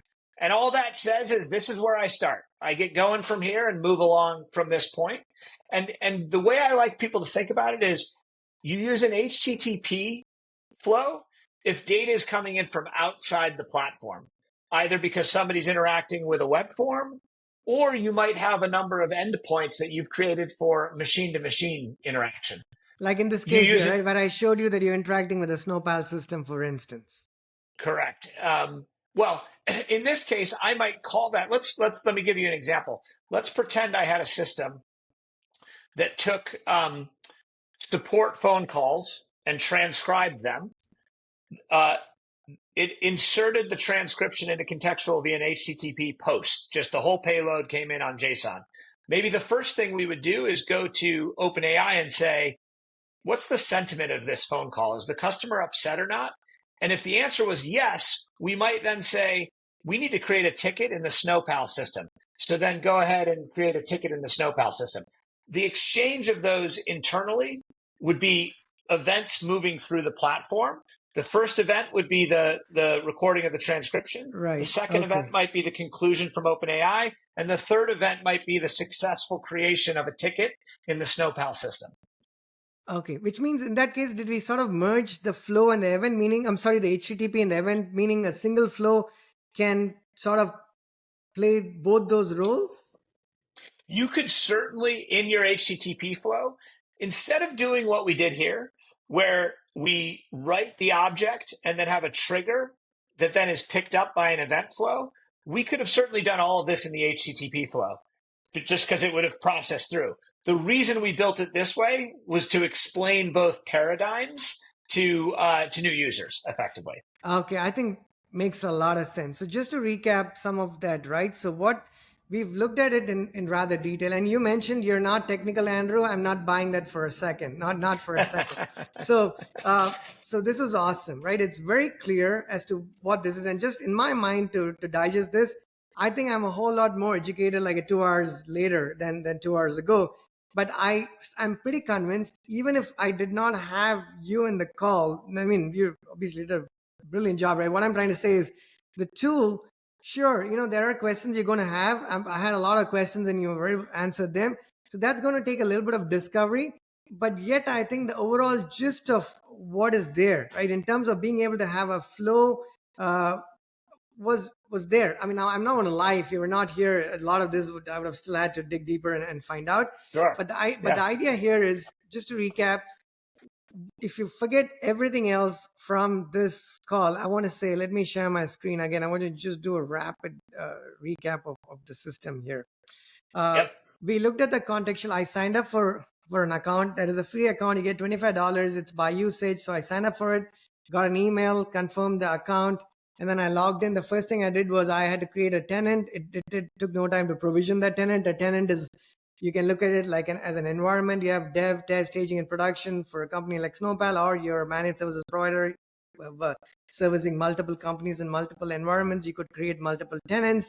We created the tenant, and then we looked at the services. Like we first actually went to the catalog, looked at a bunch of catalogs. We took the simplest one for the purpose of this conversation. We hit that. We said use template. It created a bunch of components. It tells you exactly what it's going to create: agents, flows, object types, and connections, and how many of those. We verified that it actually delivered to its promise, created all of them. We then looked at these object types, flows, events, agents, and connections. The connections, there were 4 connections to begin with. We had a 5th one for Snowpal here in terms of an HTTP interaction with the Snowpal system. We looked at the actual agents. We looked at the flows. The flow is a different UI. And I think in terms of learning, this is where I feel like the developer or the team has to spend a fair bit of their time. But again, if they're coming from a world of, say, talent or these UI based frameworks, Yes. that this is going to resonate a lot more with them than if you've not used some of them in the past. Because I think every UI is different, but I think you tend to find similarities, right? The design patterns and Yeah. starts begin to make sense. What I noticed here is you can create multiple flows on tabs to keep the separation small and separate. You drop the nodes, you understand what those nodes are, and then you double click on each of those nodes and you can expand it. And you can, I think I clicked on probably the form The template basic one. here. I can see Yeah. something bigger. I can take this outside of the editor, play with it, and come back and modify it, and so on and so forth. We Correct. created the flow. We can make updates. The flow has versions. Now I can actually pick the most recent version. When I'm ready to pick that version, I click save. A new version gets deployed, and then I can go back to the flow editor on Contextual, pick that particular version, and update it. Pretty standard procedure, like you would see in every most other systems like Amazon, because we update our lambdas and we have a new version of the lambda, and we can go back. If I have like Yep. 7 different versions, I can Yep. go pick and choose which version I want to be active at a given point of time, right? Yeah, if you go back to contextual, we might as well look at it since you asked the question. Click into one of those flows. Just click that thing, and click on versions, that little tab to the right, and you've got a couple of different versions, and I can restore those versions. In this one, Okay. we've only made one change. If you restore a version, just to be clear, what it does is it actually takes the prior version and iterates and gives you a new version. So if you wanted to restore 172, and you hit restore, it would create 174 in this case, which you And can see those numbers there. and then if I wanted to see what 174 or 162 was, how would I go from here to the user interface of the flow so I can see that version of that flow? Yeah, you would have to restore it. And then We see it. don't, Okay, got it. and then Okay. see it. Yeah, Basically, what you would and do we're is working on. Yeah, go no, ahead. sorry. What I was going to say is you would keep the current flow, the version active, be that way. You would just duplicate it or, create a new version, go edit that version, and then once you're happy with that version, then you make that the most recent version, right? There's no impact Correct. to the current processing just because you're working on a new version. You just haven't made that new version the active current version, so you're pretty much in good shape, for instance. Yep. So That's only exactly thing. right. And if Go you ahead. remember, you saw that on if you click on the agents tab, um, and scroll to the right here when it you'll see on the flow version. Keep going to the right. See that the update available. That just tells you, hey, you've got a new version of this flow. Each one of these, because we've been playing around and hitting save and stuff. This is letting you know that there's a new version if you want to deploy that. Okay, makes sense. The only thing I Yeah. think we did not talk about was the JWK's profiles, right? So in the interest of completeness, Andrew, if you could just educate us on this as well. This is where you're going to find out I'm actually not technical because I understand them to be kind of a security mechanism for Okay. validating users. But how to use them, I don't know. And in fact, we have a playful joke in the company that I just call them Jackawax profiles because I don't really know what they are. So you've Okay. found you found the limit of my knowledge. No, that's fine. That is barely any. There's only one thing we have left, and I think I have an Yeah. idea what it is. I'm just going to, ask you to explore more. But I think this is wonderful, right? So I think I don't know if we've not. I mean, is there something here? The maybe the fundamentals of contextual, maybe the premise, maybe the mission, maybe is there something we've not talked about at all? Short of that, it would be sort of an incomplete conversation for people to have a takeaway about, hey, this is what the contextual as a company is, and that's what it brings to the table. Have we missed anything completely? So No, I think just summarizing it. Our focus is around making it easy for anyone with kind of basic JavaScript skills to be able to plug workflows into the hundreds of AI tools that exist out there, because we believe that there's going to be a proliferation of individual workflows that are getting augmented all the way to complex systems that are impacted by AI. And we felt like a visual orchestration of that data, of that logic, of those connections was the way to make that accessible to everyone. And I do want to say, if you as a systems integrator are building these solutions, the beauty of that visual orchestration is your client can see it. They're not, your client's never going to get into your GitHub repository, but you can open up the flow and say, this is what's happening with your data. And clients really appreciate that. They like to be part of that kind of that visual experience. And just to add to what you're saying, a week or a couple of months ago, in the team, our team, we were looking at CUDA, for instance, right? We are like, hey, you know what? We need to interact with like NVIDIA. So we went to like AWS and try to find like an AMI that had that dependencies and whatnot. Now we are a hands-on team, so we try to figure things out fairly quickly. But I promise you, it was not the simplest thing to discover. It was just Yeah. overwhelming, just in terms of support. Like, what do I need? I can do either Python or I think it's C. If I have to do with use CUDA, and given that NVIDIA is the number one company that's dictating a lot of this, you whether you like it or not, you're going to be locked into these vendors, right? People always Yeah. say vendor lock-in is a bad thing. Yeah, it doesn't sound like a good thing, but I've not ever worked with a client, even in our managed services capacity, Andrew, where they've been on an Oracle system. They're paying like hundreds of thousands of dollars for databases, and you could be using Postgres. Have I seen anyone pull the plug on Oracle and go to Postgres? Not really. You know what I mean? You Right. end up Right. rebuilding it. End up rebuilding a new Yeah. service. You do it differently, right? It's the same thing for us. Yeah. We have to do use a different stack. It's because it's easier said than done to do it. Which means you Yeah. like it or not, whether you accept it or not, you are locking yourself into a vendor. Now, luckily, that vendor happens to be a company that's $2 trillion or $3 trillion, so they're not going anywhere. But Sure. interacting with them directly is very challenging because AWS has so much documentation. But if you read all of that, and it's a lot of it is like very developer documentation. It's like Krish working for Yeah. Amazon or creating documentation. You make it look pretty because it probably runs through a bunch of teams, but at the end of the day, it actually looks like a developer wrote it, and it's Yeah. not easy for everybody to consume it. So what I'm trying to make an impression there is we need companies such as yourself. Honestly, right? If you asked me 10 years ago, I would be the kind of person who likes to interact with the company directly.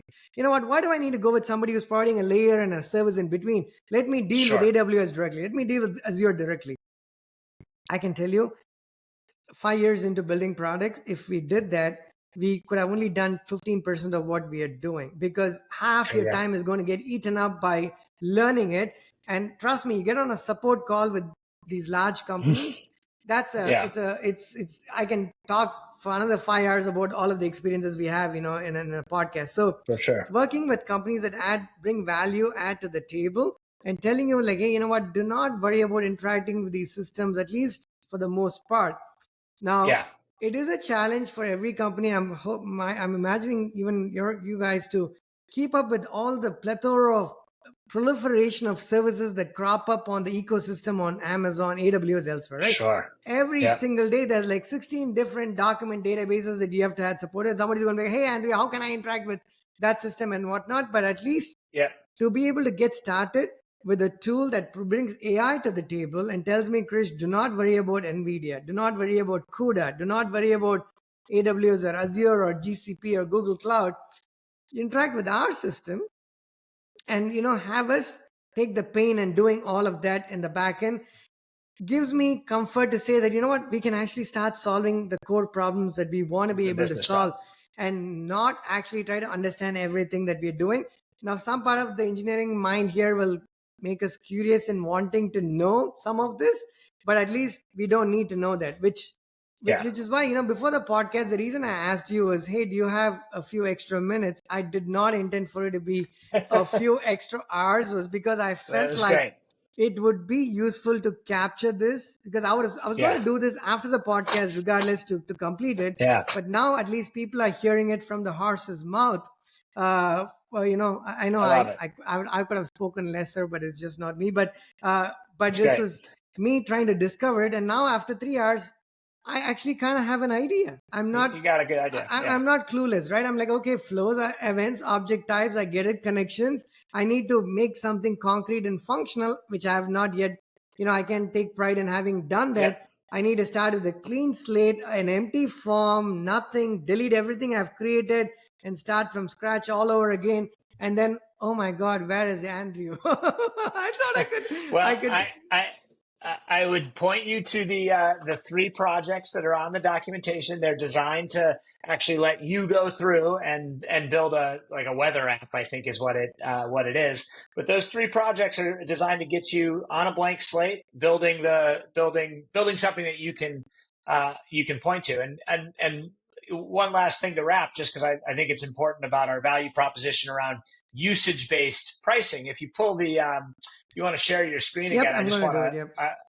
I want to point you to one thing, and then we'll take an action uh, to do it. So if you remember down on tenant settings, we didn't have usage charges initially, but now we've been going for a couple of hours, and you've got initially you had kind of two agents running, now you got three agents running, so you're starting to see these costs. This is coming out of that $25 credit we gave you, but if you go to agents and just hit the you can stop them there manually, or you can stop all of them up in the hamburger menu there. Yeah, exactly. Stop all agents. Um, there you go. And that's going to shut it all down. And we actually, on our higher tiers, allow you to scale agents up and down to zero so that you're not burning compute when you don't need to. If there's no Which events means ready to process, it doesn't do anything. makes sense. Which means, going back to my executable question, agents are my executables. In other words, I'm paying money when the agents are running. I'm not being charged when the agents are not running. So if I have to sort of, manage my expenses, this is the most important tab that I have to come to, right? Look at all the agents that I have running, and Yep.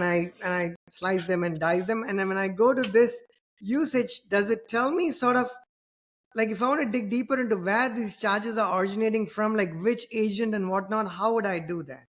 Yeah, that's not surfaced in a great way for you right now. So that's coming, but we understand that kind of usage based detail to be valuable. Okay, perfect. Okay, so basically, Yeah. but I at least know that when I have my agents and I pause my agents, in lower environments, I could do it.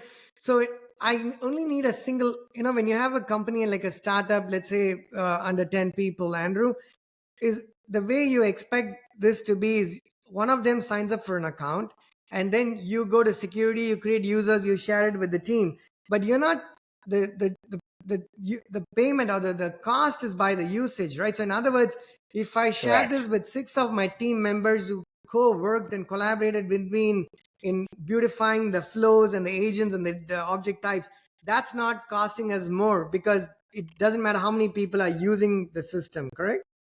That's exactly right. And it comes back to our belief around fair pricing is what our pricing should be tied to the value we're delivering you. The value we're delivering you is the business function that you're running. It's the executable, to your point. If it took you 10 engineers to do that, that's your business. If it took you one engineer to do that, that's your business. We want you to pay us when you're consuming resources that we're delivering value to you. Makes complete sense, right? Just much like our APIs, we have multiple plans and we have like a number of free requests that for you to check out and see if these Exactly. APIs make sense, and you then start paying.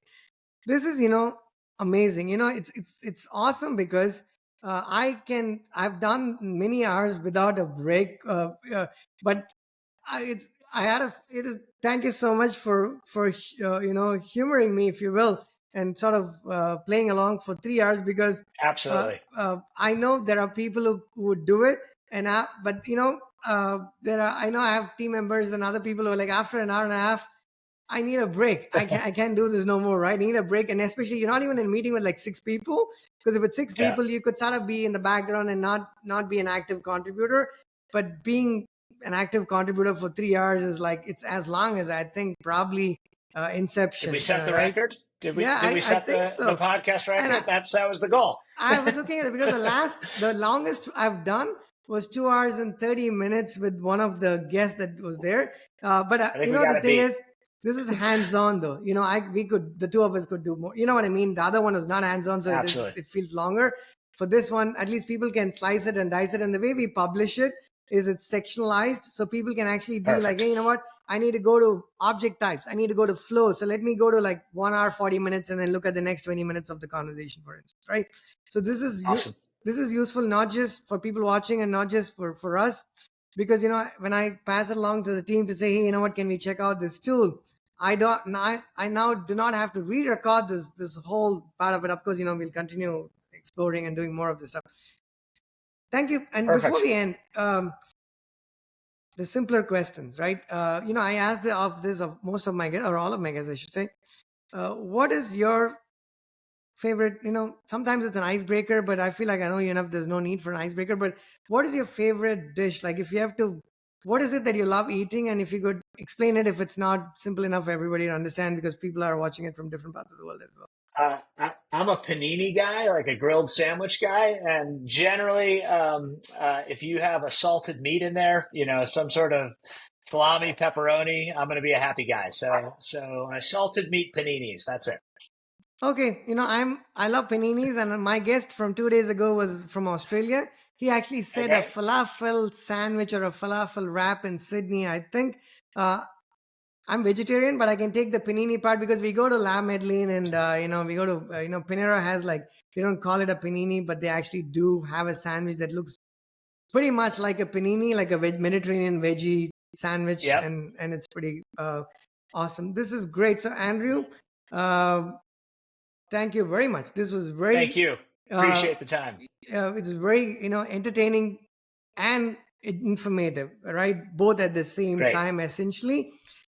Uh, we'll get this published, and I hope people who have questions. I'm going to include your link to your profile. We're going to include the link to your profile and the link to Contextual IO. But there's Yep. other links that you need for us to include. Actually, you know what? I'm going to throw in the documentation URL too, because that is a Throw the standard URL, docs right? URL in there. Yep. And there's a contact form on the website. If any of the listeners have any questions, by all means reach out. We're very responsive. So. Yeah, and if anybody reached out to you after watching this and asked you what is a connection, that is on me, not on you, because Fair enough. Fair enough. we've talked enough. I Thank love you it. so much, Henry. You have a wonderful All day. right. Yep, Thank you, Krish. Talk yep. soon. Bye. Bye